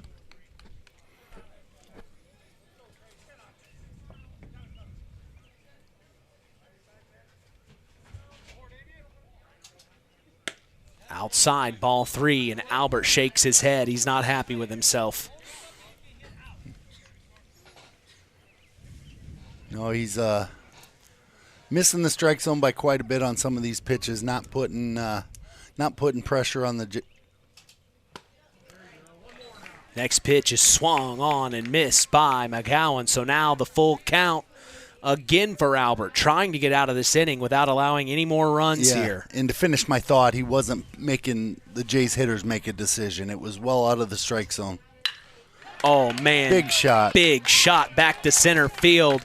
It will advance one runner home. Now a second runner home. There goes McGowan to take two. They will tag him for, they're calling him safe. Wow. He slides in, and I don't think the Cavs like that call. No, I don't know. The ball beat him there, but it appears the umpire called it the tag. He missed him with the tag. Wow. So standing in safe is Trey McGowan. He brought 2 runs in there. It's now 7-1 here in the top of the third. Yeah, he got to a full count, got a fastball he could handle, and hit a line shot right up the middle. Great job. And then reason he was running to second, the center fielder threw to the plate, missed the cutoff man. So Trey did the smart baseball thing and advanced the base. And now the cleanup hitter, Brody Bridegroom, the sophomore, steps in. Coach Ray Frazier had a lot of nice things to say about this young man this morning on the Saturday Sports Line. A sophomore in the cleanup hitter position takes the first pitch for a called strike. He'll step back in. And this is his sport. Coach Frazier said Bridegroom loves it. Next pitch, chopper to Jonas McEwen at short. Throws over to first for the out, and they do get it. They will get out of the inning, but several runs cross. It's 7-1 here in the top of the third. We'll take a break and come back. Don't go anywhere. You're listening to KVB's WKVI. Howard's Marathon in Winamac has a reputation built on getting things done right. With 30 years experience as an ASE Master Auto Technician, Dean Wentz is the right choice for the auto repairs or service. From auto computer diagnostic checks to new batteries and tires, they can take care of it all. Howard's Marathon is a proud supporter of area high school sports and wishes all teams a great season. Howard's Marathon, 121 South Monticello Street in Winamac. Call 574-946-6894. Continuing the tradition here on Kankakee Valley Broadcasting, as WKVI will always be there. We thank Farm Fertilizer for sponsoring tonight's broadcast. Call them at 574-867-2441. That's Farm Fertilizer, helping to move the bar on yield and crop investment returns. We go to the bottom of the third. Mitch Columbia along with Kevin Hannon, 7-1. The Jays lead. The Cavs, that was a really strong inning for the Jays. Yeah, top of the third for the Jays. 3 runs on 2 hits, 1 Cavalier error. Wow. And that's the kind of innings that you want to put together in general in any game, really. Yeah, and they had runners all over the bases. They left 2 on base that inning, but good inning there to get your team going in the third. Now it's up to McGowan. Your team just put up 3 to get up there, throw strikes. So Trey will still be on the mound. Caleb Ginder at home plate being the catcher. As we go to the bottom of the third here, the Cavs have some work to do. It's just been a tough season for them. We talked with head coach Shane Lowry this morning about it. You know, he said they're taking positives away from each game. He said there's been moments through the games where he sees it. He sees that they can put a complete game together. It's just not been able to happen quite yet. No, and I'm not going to say the talent differential because they have talented kids on Culver's team, but just 1 through 9. There's an old saying in baseball, you're only as good as your worst players. And I don't mean that as a slam against any of these kids, but on a team, I mean, you obviously have your best players. You have your average players. So it's just a matter of time getting more kids excited and involved in the program. Well, and we had kind of talked there off the air. They've got their pieces of the puzzle, a great shortstop. They've got a good center fielder. They've got key pieces to the puzzle they're putting together. So, I mean, they're definitely going in the right direction. Yeah, and Coach Lowry is a very positive, good baseball guy. He'll get it going. We'll see number 8 for the Culver Cavaliers. This is Adam Peterson, and he will swing on the first pitch offered for the 0-1. McGowan delivers, swing and a miss, 0-2. And McGowan doing just like we said. He needs to come out here, throw strikes, don't give him anything. The 0-2 from McGowan. Swing and a miss, just behind it, as Peterson wanted it, but he will go down swinging for out number 1, and we go back to the top of the batting order for the Cavs. Is this their second appearance? Yes, second at bat for Hayden Parker. He walked, stole second, and scored the Cavaliers' only run on the day in the first inning. So he will step in, and McGowan will deliver the first pitch to him. Just misses up top for ball 1. Kind of flinched on that me there. Was close. I thought he was going to throw the right hand up, but just missed outside. The 1-0 from McGowan to Parker. Good eye there by Parker. He halfway swings. Ginder checks down to the infield umpire, and he says safe. So 2-0. Swing and a miss. Parker now 2-1 the count. Nice 71-mile-an-hour fastball coming at him, I assume. Fouled off down the left field line.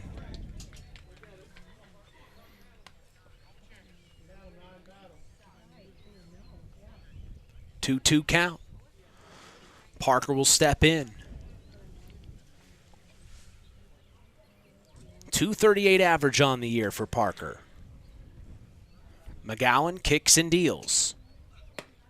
Finds the zone, and that is strike 3, as he will go down looking 77 miles an hour is what it was clocked in at, and that is out number 2 for McGowan here in the bottom of the third. Yeah, good job there by McGowan of falling behind the leadoff hitter, coming back to get him.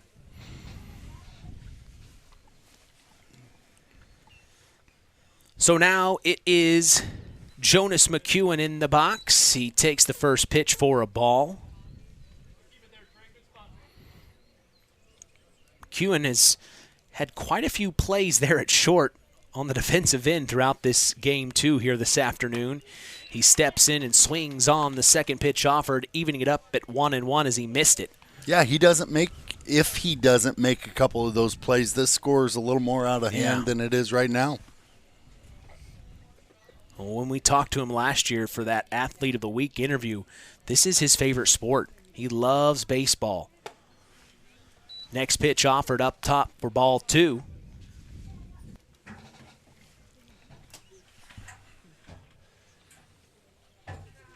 Yeah, right there, McGowan, 1-1 pitch, tried to come in with the curveball.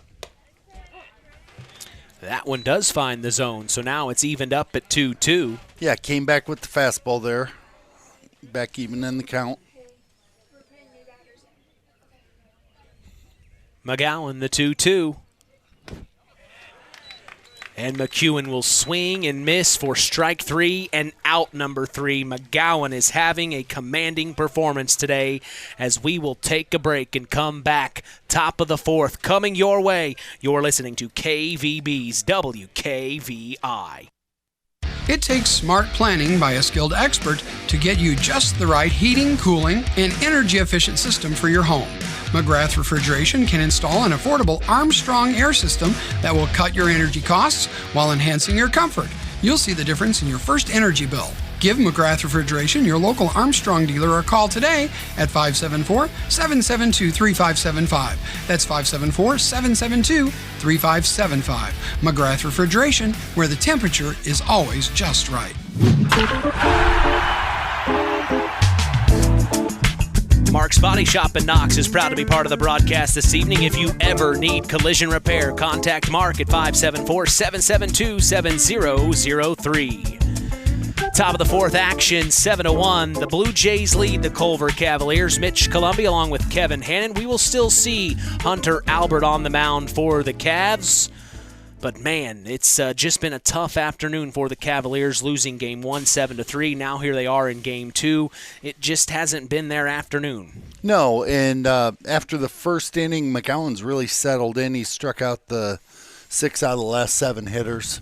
So he's finding it on the mound. And, be honest here, Culver's, that big inning by Judson last inning really kind of demoralized them. It took the wind out of them. Yep, they competed in Game 1, competed the first couple innings, and it's tough. Baseball's a long, stressful season, and I say stress. It's just baseball's a game of thought processes and trying to keep yourself motivated, and when that gets away from you, it's hard enough as a grown adult, let alone as a teenage kid out here trying to maintain their emotions. Well, correct me if I'm wrong in saying this, but from the games I've seen, when one thing goes wrong, it just is like a snowball effect at times. Yeah, absolutely, it is, and that's they pay psychologists a lot of money to learn that kind of stuff. I'm far from that degree, but yeah, when things start going south in baseball, it takes a really strong-minded person to stop it and try to get it rolling the other way. You know any good psychiatrists? I don't.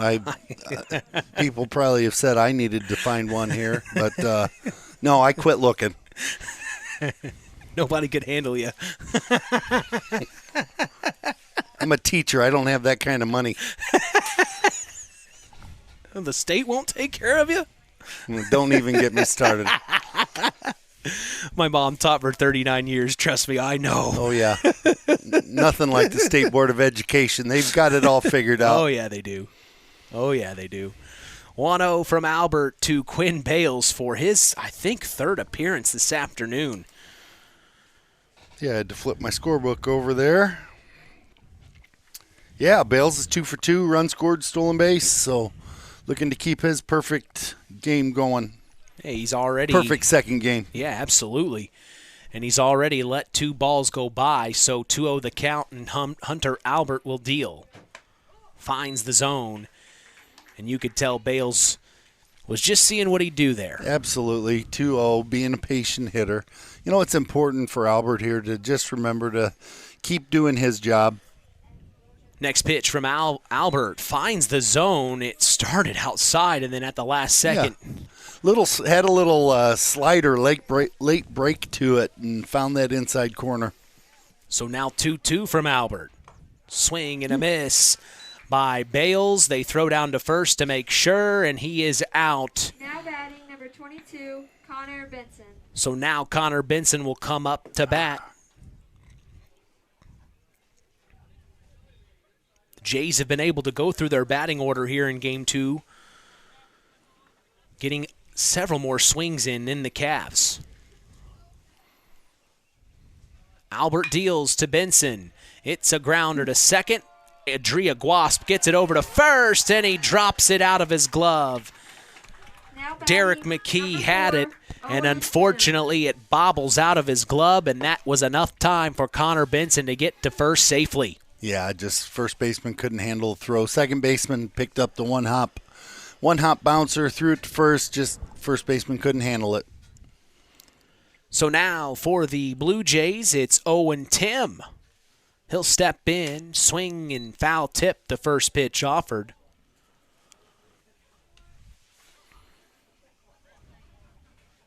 One thing I noticed when we see the Blue Jays is they've really got a really tight-knit coaching staff.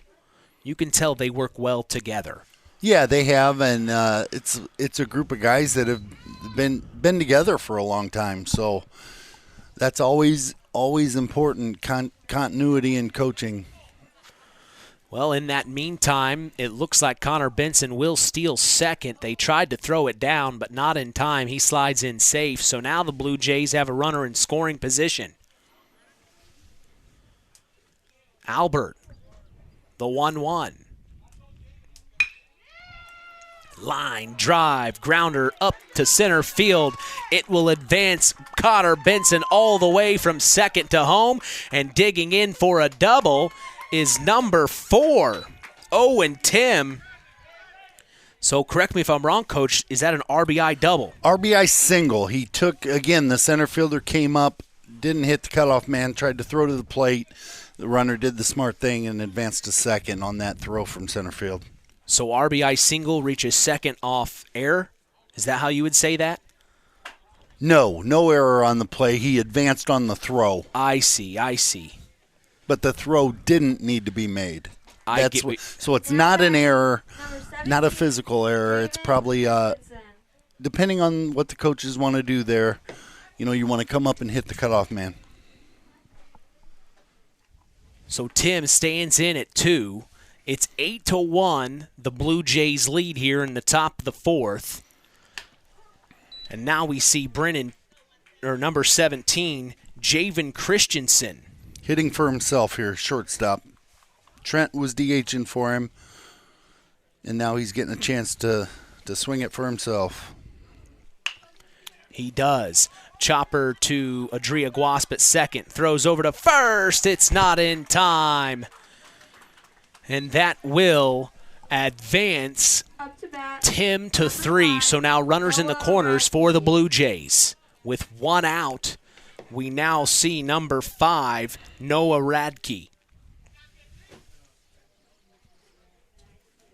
Radke, a very aggressive batting stance. Albert will deal.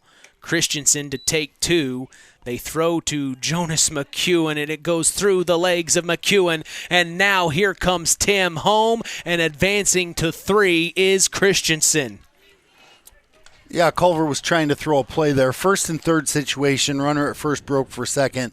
Catcher came up through to the shortstop to try to fool the runner at third and just couldn't handle the throw. Didn't make a good throw.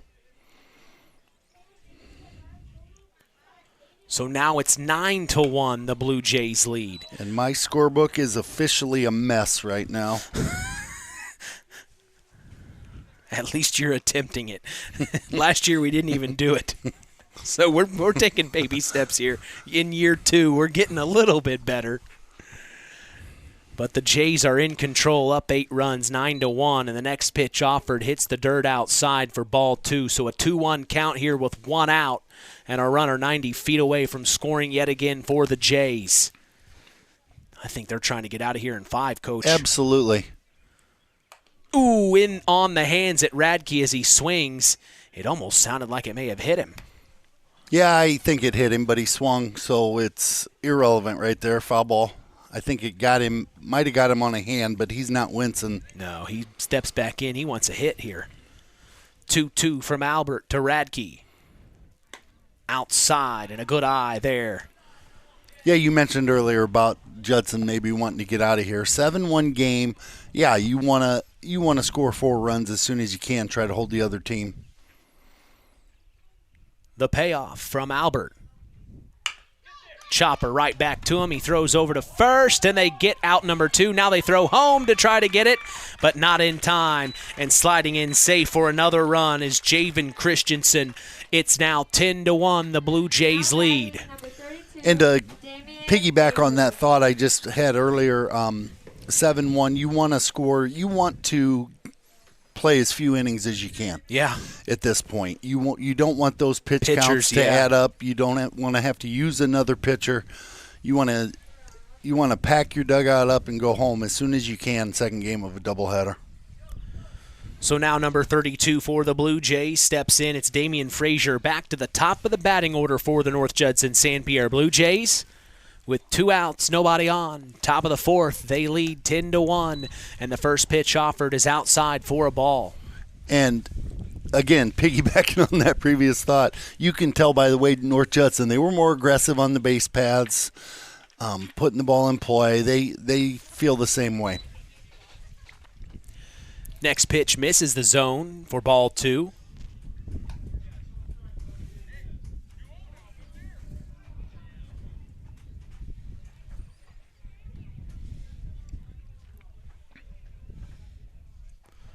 Albert, the 2-0. Missed it. So now 3-0 here to Damian Frazier. He's trying to get on base. Yeah, he's been on base the last 2 at-bats with walks, scored 1 run.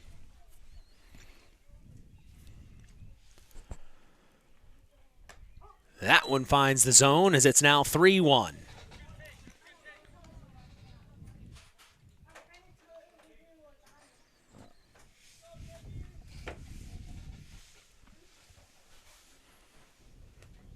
Swung on. Right to Adria Guasp at 2. Throws over to first, and they get the out. So that is out number 3, but a few more runs cross for the Jays here in the top of the 4th. It's 10-1. We take a break and come back. Bottom of the 4th action. No, this is the 4th inning stretch.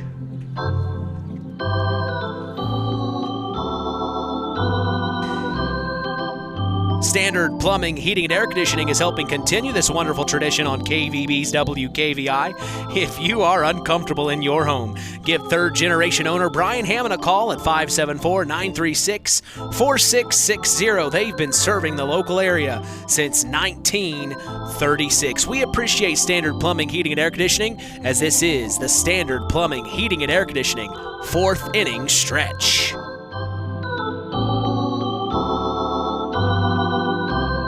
Since 1936, Standard Plumbing, Heating, and Air Conditioning have always taken pride in doing the job right. Third-generation owner Brian Hammond and his family have always set the standard when it comes to taking care of all your heating and cooling needs. Making your home a comfortable home is the absolute top priority. If you are uncomfortable in your home, give them a call at 574-936-4660. Follow them on Facebook. Let Standard Plumbing, Heating, and Air Conditioning help you take control of your comfort.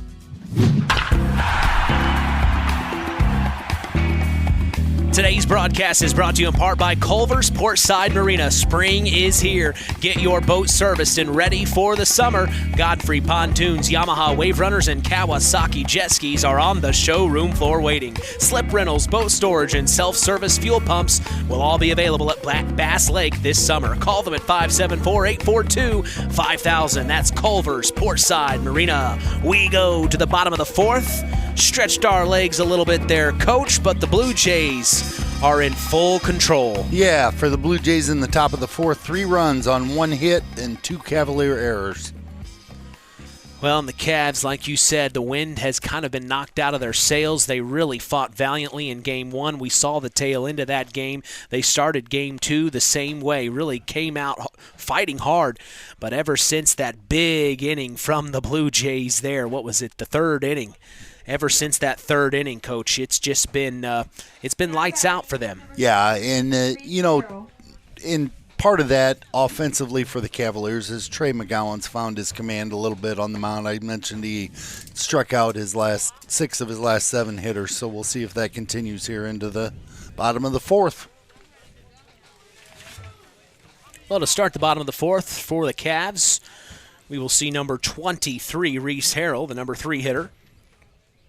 Trey McGowan still on the mound, doing a very, very good job today.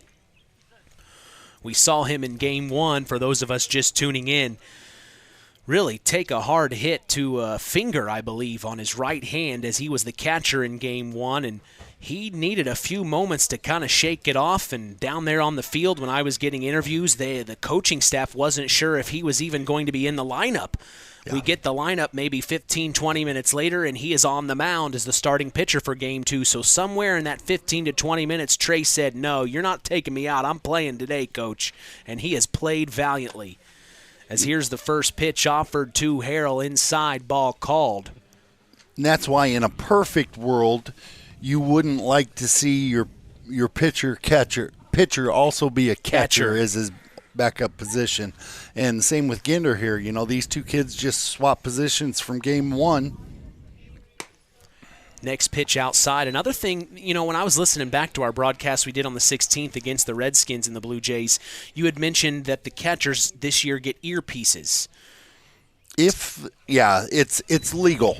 So I don't know how many schools. It's an expensive technology to have. I believe North Judson has that, so the one coach in the dugout is able to communicate with the catcher.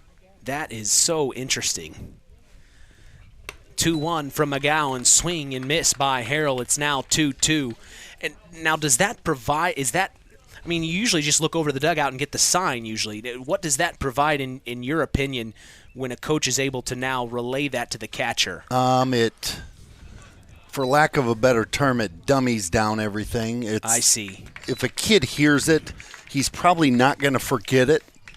But if you flip him a sign and he misses the sign for some reason, misreads a number, all different things could go wrong. But if you tell someone what the pitch is, the hope is that the kids don't miscommunicate it or forget it. So they're just simply saying fastball or curveball. I would assume that's the case. Simple as one word. Yes.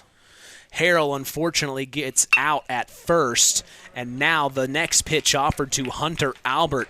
He gets one through center field, and he will get a base hit here. Now batting, number 7. So with Derek one McKee. out, Hunter Albert is now on first for the Cavs. He's on base for the second time this day. It's now number 7, Derek McKee.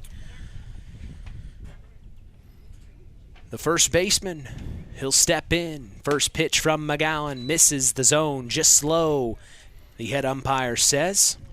That's what the Cavaliers need. They just need more base runners, more timely hitting. The 1-0. Swung on and missed by Derek. I said this last year, but whenever I get to say Derek McKee's name, it always reminds me of the 90s Pacers. They had a small forward/power forward named Derek McKee, a legend in Indianapolis for the Pacers. As now here is a pitch that gets past Brody Bridegroom, and that allows Hunter Albert to advance to 2 safely. So now Are you old enough to remember that back in the 90s, that Derek McKee? Yeah, I know. I look younger than I am. I sound younger than I am, too. That might be a good thing later in life. Absolutely. The 2-1 from McGowan up top for ball 3. But, yeah, those were some fun teams. Those were the teams that I grew up watching. Well, I kind of grew up in the – obviously I was a little older back in that era, but I believe the Bulls had some pretty good teams in the 90s as well. Yeah. If you were, we wanted to beat them. Some of us were Bulls fans. Popped up high, back to left field. It's gloved by Quentin Bales. And they are make sure to keep Hunter Albert at 2. 6, Adria Guasp. Yeah, those 90s Pacers teams, man. Those were the years. They just won their first playoff. They just won their first round playoff for the first time in 10 years the other night. I didn't know 2014 was that long ago, Coach. Seems like yesterday. I remember when they won that series. First pitch offered from McGowan to number 6. This is for the Cavs, Adria Guasp, for his second appearance this afternoon. He takes a called strike. The 0-1 from McGowan. Ooh, and it will hit Guasp. He will take his base. I think that one just slipped out of his hands a little bit. Yeah, it did. He didn't have a grip on that ball. Tried to throw a curveball. Just lost control of it.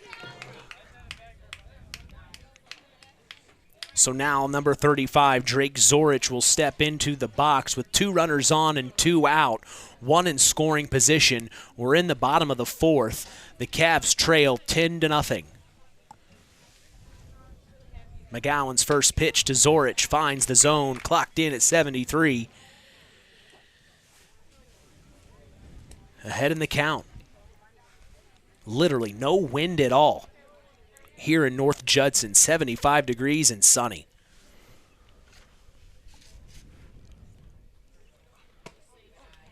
Next pitch finds the zone again. So 0-2 now, and McGowan is really trying to put him to bed here early. Yeah, a couple guys on base here, wants to make sure, gets in there, gets his team back up to bat. Next pitch, off speed, up top, ball 1.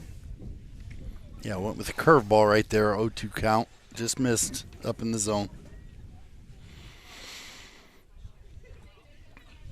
Swing and a miss, and Zorich will go down swinging. McGowan continues his wonderful play on the mound as the Blue Jays lead a commanding lead, 10-1, as we take a break and come back for the top of the 5th. Don't go anywhere. You're listening to KVB's WKVI. Real magic is everywhere. It's in your mom's cooking, in 4-hour dinners with friends, in that first bite of something new, and in the fizz of a Coca-Cola. Now with so many options for less than $5, the Coca-Cola Value Collection will help you make the most out of every magic moment for so much less. Taste the magic for less with Coca-Cola.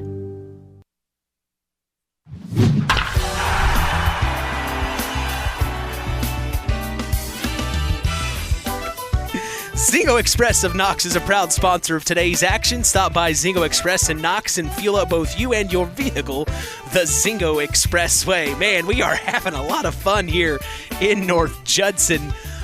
We were kind of talking about the baseball gods there in the break, and man, Adria Guasp gets subbed in to go to second, and all of a sudden, Coach, he's got all these balls flying at him. Yeah, he's probably had 5 chances in the field. You know, he's been successful on a few of them, and then he gets drilled in the ribs in his second at bat. So it's baseball gods are kind of messing with him a little bit today. Let's see, who started on second was Hayden Parker. He didn't see hardly any action at second all game. Adria Guasp gets moved into second, and all of a sudden the Blue Jays are hitting grounders to him. So Adria Guasp has had quite an afternoon of baseball. He's been hitting the back. He's getting the full America's pastime experience here this afternoon. He's had a full doubleheader in about the last 3 innings. Oh, man. Well, hey, what do they say? Into the fire. Into the fire. Right off the – you got to – you just go head first. Absolutely. Wouldn't have it any other way. So on the mound for the Cavs, it looks like they'll switch things up again. It's number 15, Brady Kindernay, moving from center field. And I want to say that looks like Hayden Parker now back in center field. I'm not positive about that. It's Peterson. Adam Peterson. Yeah, so number 8. So now Brady Kindernay will step onto the mound, and he's going to face Caleb Ginder for his first appearance against each other.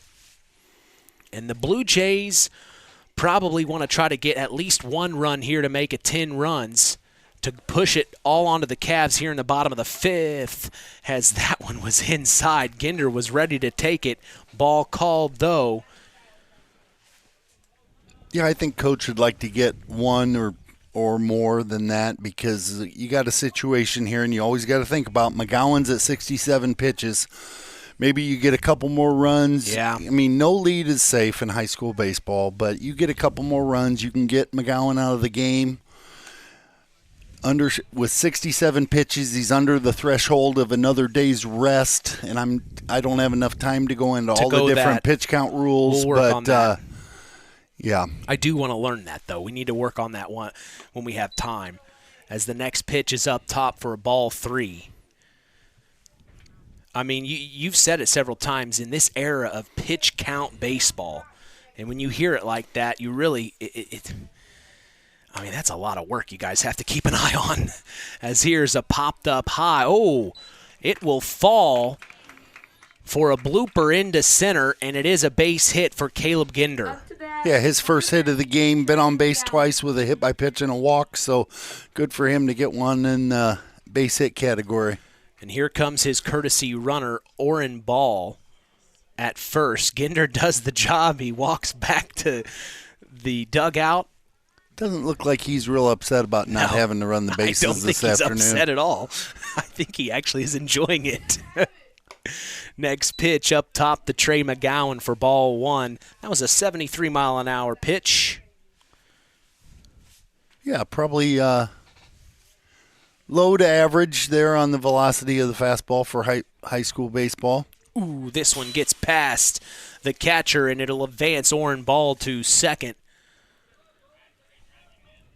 That's number 23, Reese Harrell. It just got past him. Yeah, catcher had no chance there. Ball bounced in front of the plate, and it's just anybody's guess which way it's going to go.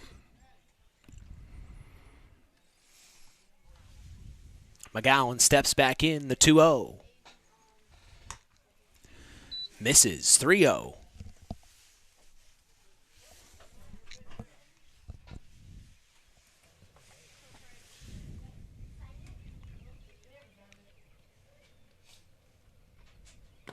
And he will end up walking Trey McGowan. So now 2 runners on, 1 in scoring position for the Jays.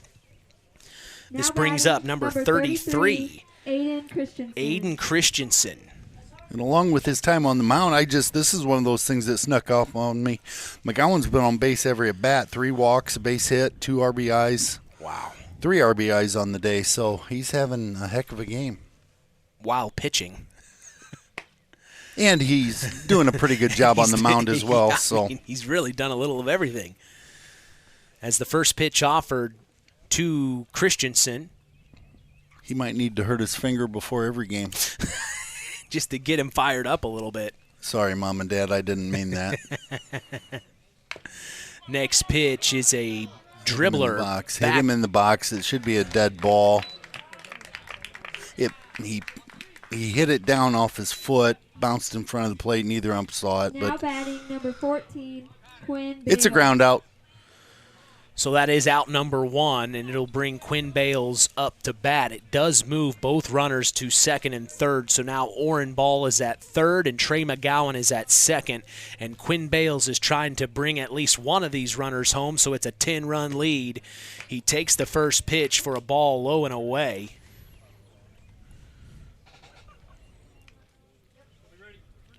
Yeah, big spot here. You'd like to get, like we talked about earlier, you'd like to get one of these runs home. But it all depends on the base. We talked about baseball gods. Yep. Maybe they want to stay and play a few more innings. Right. So we'll see which way the ball bounces here. I like that term, baseball gods.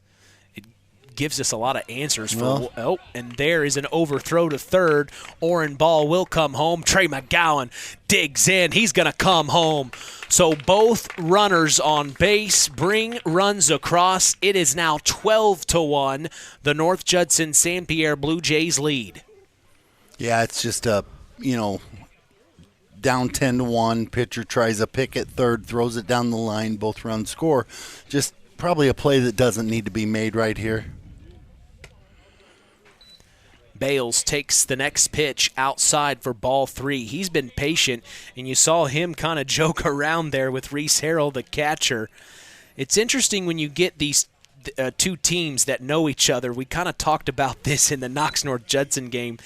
When they play each other in several sports throughout the year, they can jaw at each other and have a good time out there. It's pretty interesting. Yeah, and then in this age where, social media and phones. And everyone knows everyone. Kids know each other more. There's more interactions, and I grew up in a different time. School down the road, I went to Morgan Township. Couts was enemies then. It's different. You don't fraternize. So Bales will get walked He is on first, and now we see number 6 for the Blue Jays. This is Bradley Erzik. Thank you. Our public address announcer helping me out there. Appreciate that. That's why she makes the big bucks She here. does. Well, she needs to tell athletic director Sharkozy her name is not Mackenzie Peters. That's what she needs to do. As the next pitch is up top, gets past Harrell, advancing Quinn Bales to 2, and now he is in scoring position.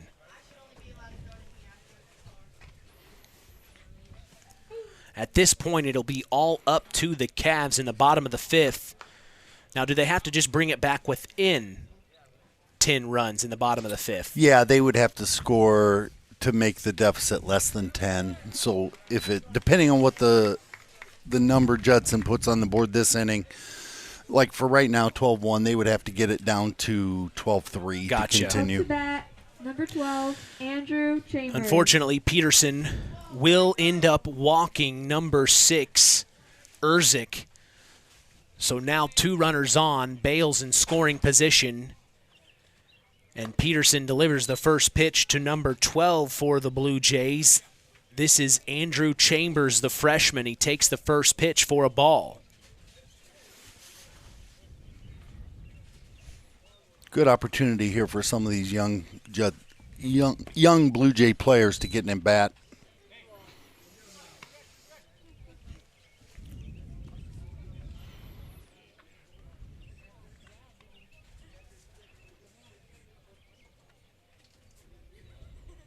The 2-0.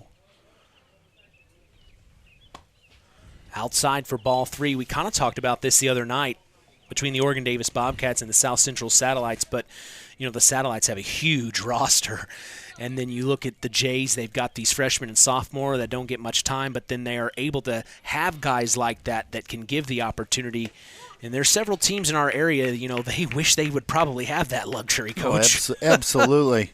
You'd like to have guys, especially at home games for situations like this, get a freshman in at bat. You'd hope they'd go in there and be aggressive and want to hit. He will end up walking number 12, Andrew Chambers, and now the bases will be loaded for the Blue Jays. The wind has picked up a little bit here. It's blowing up to bat, number 17, northeast. David Christensen. Still 75 degrees and beautiful. Good showing from Blue Jay Nation and Cavalier Nation in support of their teams here today. Got another pinch hitter here, I believe. Number 17, which is not listed on the roster.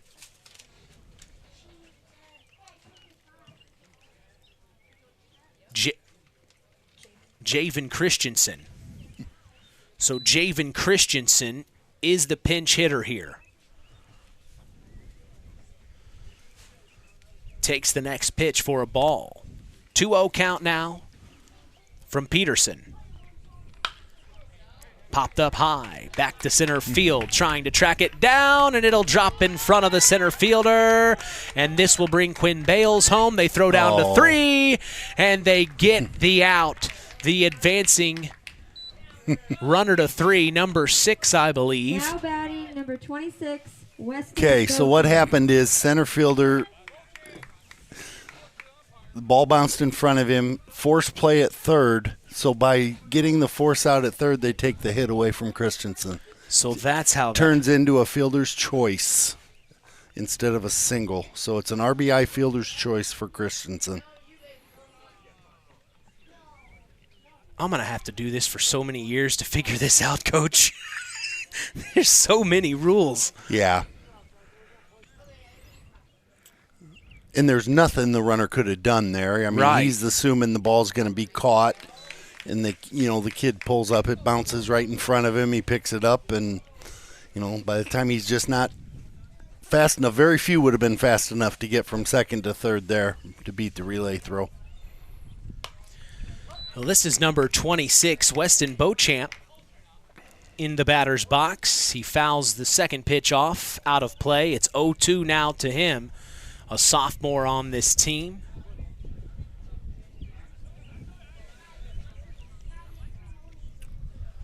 Next pitch is outside for ball one with 2 outs. 2 on, 1 in scoring position. We are in the top of the 5th. The North Judson-San Pierre Blue Jays lead the Culver Cavaliers 13-1 in this Hoosier North Athletic Conference battle. The Blue Jays took care of the Cavs in Game 1, 7-3. And now going down swinging is Beauchamp, and that gets the Cavs out of the inning. But the Blue Jays are able to get that most important 10th run plus another. It's 13-1. We pause and take a break. We'll come back. Bottom of the 5th action. It's all up to the Cavs here. Don't go anywhere. You're listening to KVB's WKVI. BP gasoline with Invigorate helps clean your engine and can give you more miles per tank. Continuous use may result in the following pleasant side effects: excessive smiling, feeling more relaxed, taking more drives just because, volunteering for carpool twice in a row, and bragging to your friends about how you use our best fuel ever. To find out if BP gasoline with Invigorate is right for you, stop by your local station to discover our best fuel ever. Versus minimum detergent gas. Average restored 3 to 5 miles per tank, based on fleet testing and based on what you drive and how you drive. High school sports brought to you by Zingo Express. Web Printing and JT Shirt Shack in Winamac is proud to be part of the broadcast this evening. Web Printing and JT Shirt Shack provides all your printing, screen printing, apparel, and embroidery needs. Call 574-946-3551 and ask for Tina if you want to look cool like the KVB crew. We appreciate them and their support toward helping continue the tradition. Bottom of the 5th. The Cavs have some work to do if they want this game to continue. 13-1. If they aren't able to bring it within 10, it will end here in the 5th. Mitch Columbia along with Kevin Hannon. Boy, Coach, turns out Game 1 was definitely the competitive one. Yeah, and, things just got away from him here in this second game. And then you could see once things turned, once they got down a few runs, just the mentality changed. It's human nature, and they just couldn't pick themselves up, and the snowball started rolling downhill. Well, let's talk about Trey McGowan. He's going to try to finish this game off here, only allowing 1 run up to this point. To have faith in your pitcher all the way to the end, that shows some confidence. Yeah, and right now, you could go either way. I've seen guys take him out here to save him an inning, save him some pitches. But then you got to get another guy warmed up. You're going to trust that the other guy's going to get, go in there and throw strikes. So do it either way, and Rabe's been doing this a long time. 0-1 from McGowan to number 43 of the Culver Cavaliers. That is Blake Milam. Just misses. A 1-1 count now. This is Blake's first appearance of the afternoon. He takes the next pitch for a called strike. Now 1-2.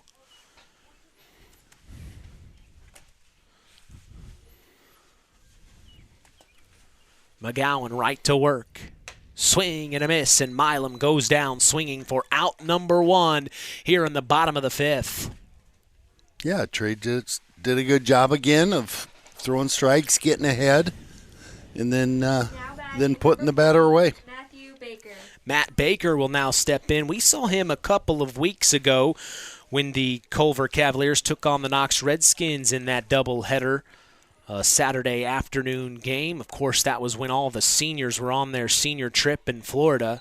But Matt Baker had several opportunities at the plate that afternoon. He takes the first pitch here for a called strike. McGowan right to work. Outside and good eye there by Baker. And McGowan's really, the last 3 innings, done a good job of getting ahead of the hitters. 1-1. Just misses up top. First time I have seen Trey take a deep breath like that. The 2-1. Swing and a miss by Baker, and there it was. So now 2-2 the count here. Well, he knows exactly what his job is right here. He's a smart kid. He's played baseball his whole life, and he knows he just needs to calm down and throw the ball over the plate.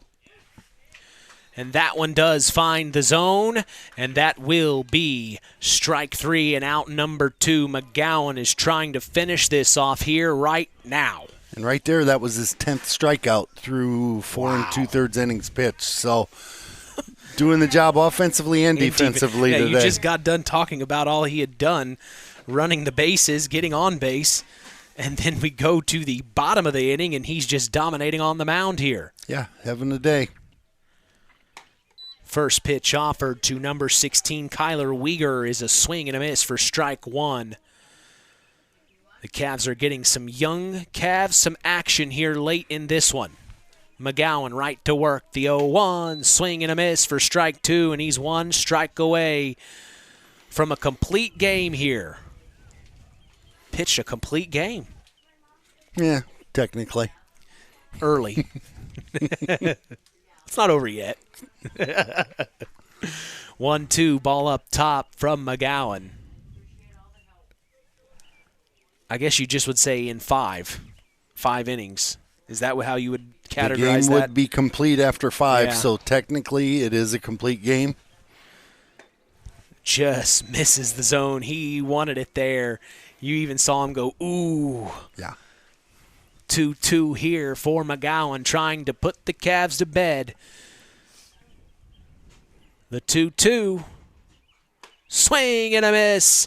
Strike 3 and out number 3. McGowan will pitch a complete game. It's a win on the day for the Blue Jays. They beat the Cavs in game 1, 7-3. And here in game 2, 13-1 is the final, as the Cavs will still be searching for their first win in the conference. They will move to 1-11-1.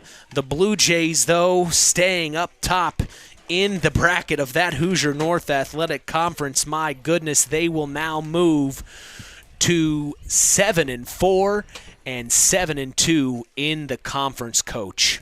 Yeah, that's the conference, I'm sure, is jumbled up. I haven't heard any other results from today, but I'm sure there's still 2, 3, maybe 4 teams still in the hunt with a couple weeks to play or a week and a half to play. So there's some good baseball teams there. Well, we'll take a break and come back for our Collins Insurance post-game show. We'll have our Stark County Co-op play of the game and our Ashley Derrickson 5-star player of the game. Don't go anywhere. That's all in the Collins Insurance post-game show.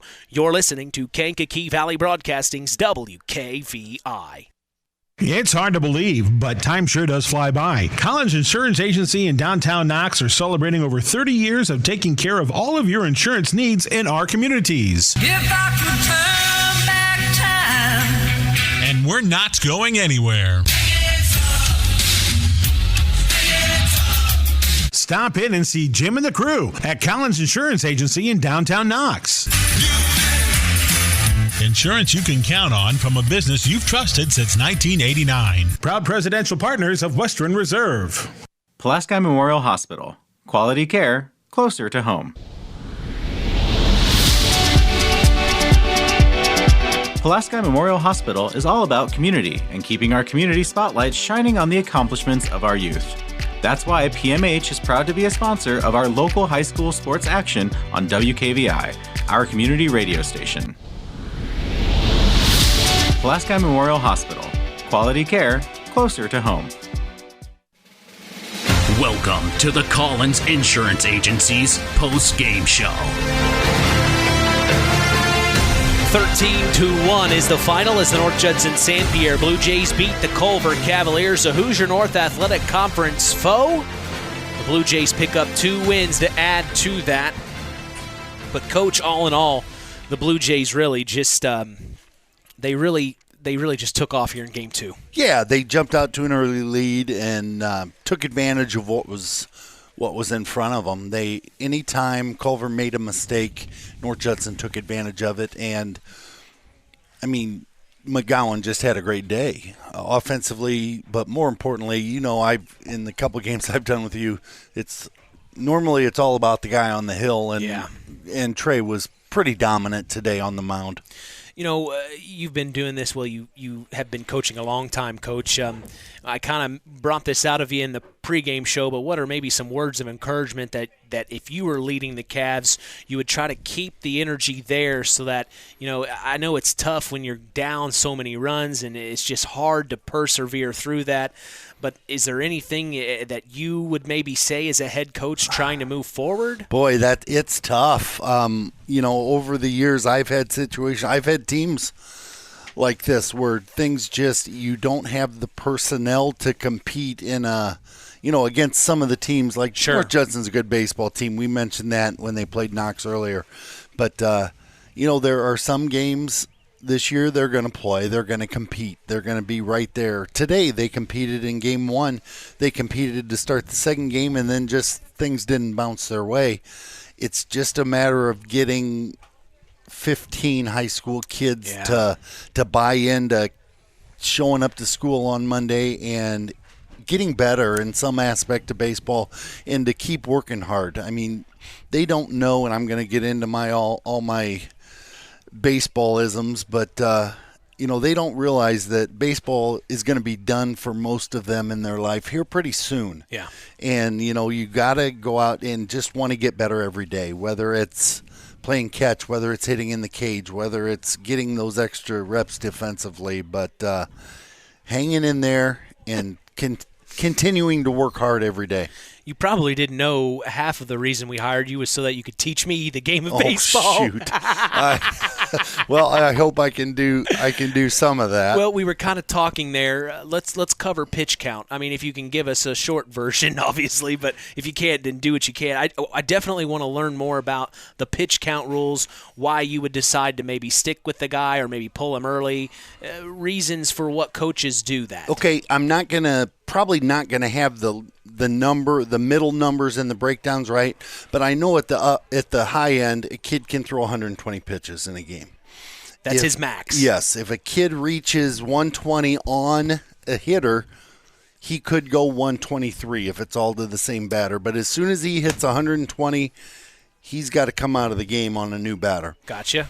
So then he's got to rest 4 days. 4 business days? 4 days. So if you play on Monday, Tuesday, Wednesday, Thursday, Friday are rest days, he can come back on Saturday. So you almost want to have him, and say if it's your number one, you kind of want to place it at a time where we're 4 days later who you playing then. Well, yes, if your kid's a 120 pitch guy. I've had guys at Knox the last 5 years. My number ones were 120 pitch guys. They were guys that were going to get there, whether it was the 5th inning, 6th inning, 7th inning. And then you got to figure out those kind of kids with their high pitch totals. And Peter Wall-Smith was a good example. The last couple of years, he had a heck of a record in this conference, but he was a kid that was going to pitch once a week because that's what he needed recovery-wise and every 7 days by the rules. Well, once every 5 to 6. Yeah, and when you play 4 or 5 games a week, that's an easy decision to make, which we did. But on the other end, like today with McGowan, he was 67 pitches going into the last inning. 30 pitches, a kid can pitch the next day. So if you take him out at 30, he can pitch again tomorrow, which tomorrow, Sunday, it's irrelevant. 60 pitches, he has to sit a day. So he could come back today. If you kept him under 60, he could come back and pitch Monday. Gotcha. 60. And then it goes up to maybe say 90 or 100 and then 110, but there's different cutoffs. Each cutoff adds a day of rest to it. Okay, now on the flip side, why do you think those rules are put into place? Well, they're there because of overuse injuries in the arm, and they're trying to help the arms of the athletes. Now, scientists a lot smarter than me still haven't determined, you hear it now in Major League Baseball, is the pitch clock causing arm injuries? I don't know. I think it's the reps. These kids are throwing more innings. Travel ball comes into play with that. Kids' makeups, physical makeups come into that. Their hereditary, their genetics, their heredity, sorry. But a lot of things go into that. But ultimately, it was arm care. The health of the kid that because you don't want him just every day wearing that arm out. No, and that comes into there are guys out there that they don't care about a kid's arm. They want to win a game. So Yeah. they're going to throw the kid 150, 160 pitches in a game if you didn't have this rule, and they're going to kill the kid's not going to be able to sign his name when he gets out of high school. Because he'll be tired. It wears out on him.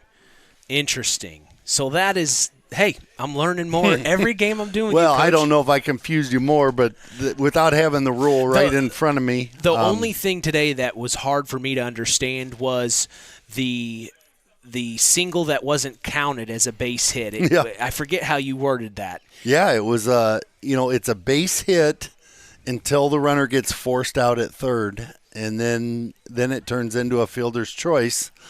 See, that's where I'm going to have to work on. And but we're working. I still, to this day, can watch a baseball game and see something I've never seen before.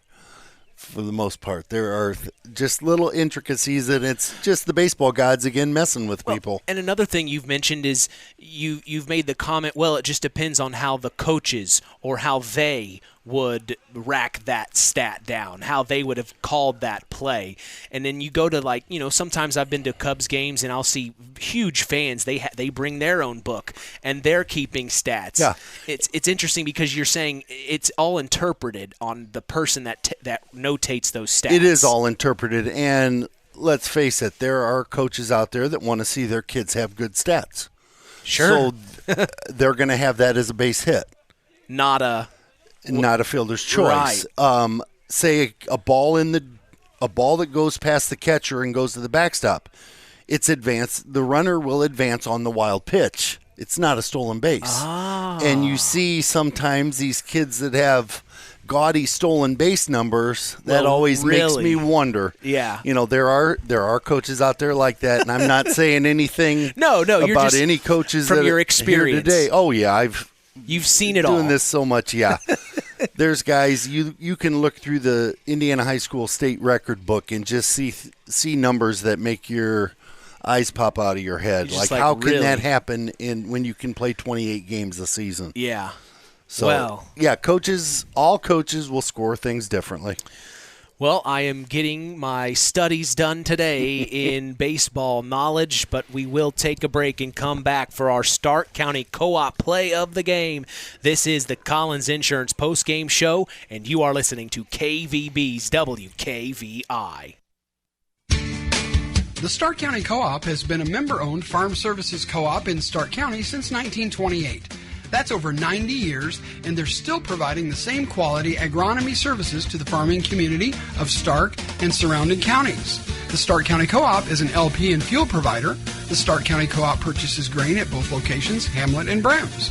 You can reach them by phone at 1-800-782-3392, the Stark County Co-op. It's time for the Stark County Co-op play of the game. Let's return to the voice of WKVI Sports, Mitch Columbi. We thank the Stark County Co-op, your local agricultural cooperative that offers an array of service and support, including grain, agronomy, seed, fuel, and LP Petroleum. Call 574-867-2411 to contact the Stark County Co-op. What is our Stark County Co-op play of the game in your opinion, Coach? Well, I think if you look back in this play happened in the first inning, there were 2 outs. Quinn Bales was up, a couple runners in scoring position, and if he strikes out, maybe the game plays out differently, but he didn't. He came up big with a 2 RBI single to right, and for me, that got the offense going today for the Blue Jays. It's clutch hitting, so Quinn Bales' 2 RBI single in the first is my play of the game. Yeah, nice play by Quinn. He had several good at-bats on the day, as that is our Stark County Co-op play of the game. We pause and come back for our Ashley Derrickson 5-star player of the game. This is the Collins Insurance postgame show. Since 1936, Standard Plumbing, Heating, and Air Conditioning have always taken pride in doing the job right. Third-generation owner Brian Hammond and his family have always set the standard when it comes to taking care of all your heating and cooling needs. Making your home a comfortable home is the absolute top priority. If you are uncomfortable in your home, give them a call at 574-936-4660. Follow them on Facebook. Let Standard Plumbing, Heating, and Air Conditioning help you take control of your comfort. time to announce the Ashley Derrickson 5-Star Player of the Game. Mitch? Appreciate you, John. It's time now for our Ashley Derrickson 5-Star Player of the Game. Given in memory of Ashley Derrickson, a 2008 graduate of North Judson-San Pierre High School who battled cancer throughout her high school career before losing that battle on December 12th of 2008. We'll tell you who's earned that honor after this word from 5-Star. 5-Star, the largest meat and grocery store in the area, focused on quality, value, and customer service. The 5 stars in the name of the store come from 5 family members of the original owners serving in World War II. Each one represented by a blue star on a flag hanging in the front window of the family home. That's why even decades later, 5-Star is known for its dedication to service. Now that dedication means savings for you. 5-Star, one of the We Care stores, the area's largest meat and grocery store, focused on quality, value, and customer service. Located, you know where, in the Knox Mall. Well, Coach, what are you thinking? Well, I think for your player of the game, it's sorts out pretty easy. Trey McGowan on both sides of the baseball, offensively and defensively. Defensively, 5-inning pitch, complete game, 11 strikeouts, gave up no earned runs, gave up 1 run total, allowed 1 hit. So right there, that would be enough for the player of the game. And then he had offensively on base 4 times, 3 walks, 2 RBI single, had another RBI in there, scored 2 runs, stole a base. So just take it, he Trey. did everything, and I'm kind of disappointed. I hope he helped put the tarps on after the game because he was involved in everything else. He might as well rake the field and put the tarps on too, so he has a full day out at the yard. Drive the bus, take the kids to the game, make sure they're there on time. I don't think we want him driving, but other than that. Well, congratulations to Trey McGowan on being named our Ashley Derrickson 5-Star Player of the Game. I also wanted to remind our listeners, KVB is going to historic Wrigley Field to catch the Chicago Cubs take on the Cincinnati Reds Sunday, June 2nd. Hop on a chartered bus at KVB headquarters. Be chauffeured all the way to the friendly confines. Enjoy all you can eat and drink as we hang out on the historic rooftops. Come and hang out with us. We want to have a fun time. Call 574-772-6241 during regular business hours to save your seat and join us for Sunday Fun Day. Well, I guess that is all that happens. It's pretty quick. It's 5 innings, and the Blue Jays take care of business here. But KVB Sports will be right back in action on Monday to see the North Judson-San Pierre Lady Blue Jays host the South Central Lady Satellites. We will be going live at 5 p.m. Eastern, 4 p.m. Central, right here on 99.3 FM and online at WKVI.com. We also remind you to join us each weekend throughout the school year for the Saturday Sports Line. That's the longest-running high school sports show in Indiana, thanks to our very own Harold Welter. We always have several of our area head coaches on hand as we go live at 9 a.m. Eastern, 8 a.m. Central on 99.3 FM, and like I said, online at WKVI.com. If you missed today's Saturday Sports Line, don't worry. We remind you of the Saturday Sports Line replay every Sunday at 7 p.m. Eastern, 6 p.m. Central. Hey, follow us on social media. We are on Instagram at WKVI Sports, on X, formerly Twitter, at KVB Sports, and on Facebook at Sports to the Max for all Kankakee Valley Broadcasting sports content. Final word from you this afternoon, Coach. Oh, just good to be out here. Beautiful day. Amazing with baseball season. It seems to go from snow and cold the first week to where you get this, and I'm sure come sectional time it'll be 95 and sweltering for the kids. So that seems to be the 4 seasons or the 3 seasons of baseball. So it was good to be out here today. Good baseball. Saw parts of 2 good games today, and good luck to everybody involved in the next few weeks. You know, the Mets, your Mets are taking on the Rays tonight. You didn't miss the game this afternoon, so we appreciate your time today. But what do you see happening against the Rays tonight for your Mets? I don't know. I just hope that they don't walk 6 guys and with their pitching staff like they've been doing here. I think you can get real sports. I think one of my former guys is getting the ball here on maybe tomorrow. Sean Mania, South Central Baseball baseball alum. So and Harold Welter had told me about that. I'm glad you brought it up. I think that's pretty cool, Coach, that you coached a pro ball player. Yeah, it is. Is that the only one? Yeah. Yeah, it is. I've had guys play in college. I got a couple guys playing right now in college that I had in Knox. I've had guys. I think I've had guys in the minor leagues. It's been a few days, but no. I'm Coach Minix at OD Thursday. I didn't coach him, but he's being a South Central guy. I was at South Central, and he pitched in Philly's minor league system and pitched in the Mexican leagues for a long time. I did know that, actually. So, no, Sean was a freshman and sophomore when I was at South Central, and then his junior year I had moved on, and it came down to Knox. So he finished up his career at Andrean, so he'll forever be considered a Andrean graduate. But you count him a satellite. He is. A kid born and raised in Wanata, Indiana, is a satellite. That's pretty cool. You get to see him. I'm sure you've been to games and see him pitch or play. I assume I've seen him pitch in person once, and I don't miss a game he pitches. I usually have that one on my TV. Another reason you deserve to be up here, Coach, and calling a game.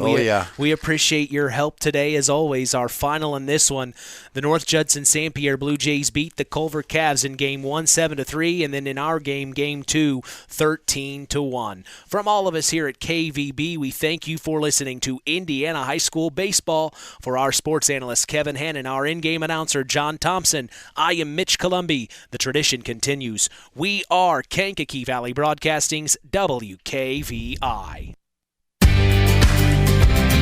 Thank you for listening to Indiana High School Baseball on Kankakee Valley Broadcasting's WKVI. Sponsored in part by Culver's Portside Marina, NEPCO, Crane and Equipment Services, Farm Fertilizers, First Farmers Bank and Trust, Lawrence Farms, Mark's Body Shop in Knox, Zingo Express, Pulaski Memorial Hospital, Stark County Co-op, The Auto Park with locations in LaPorte, Plymouth, and Bremen, Standard Plumbing, Heating, and Air Conditioning, Collins Insurance, Howard's Marathon of Winamac, and 5 Star. We'd like to thank our sponsors for their dedication in supporting local high school sports and helping continue the tradition on Kankakee Valley Broadcasting's WKVI.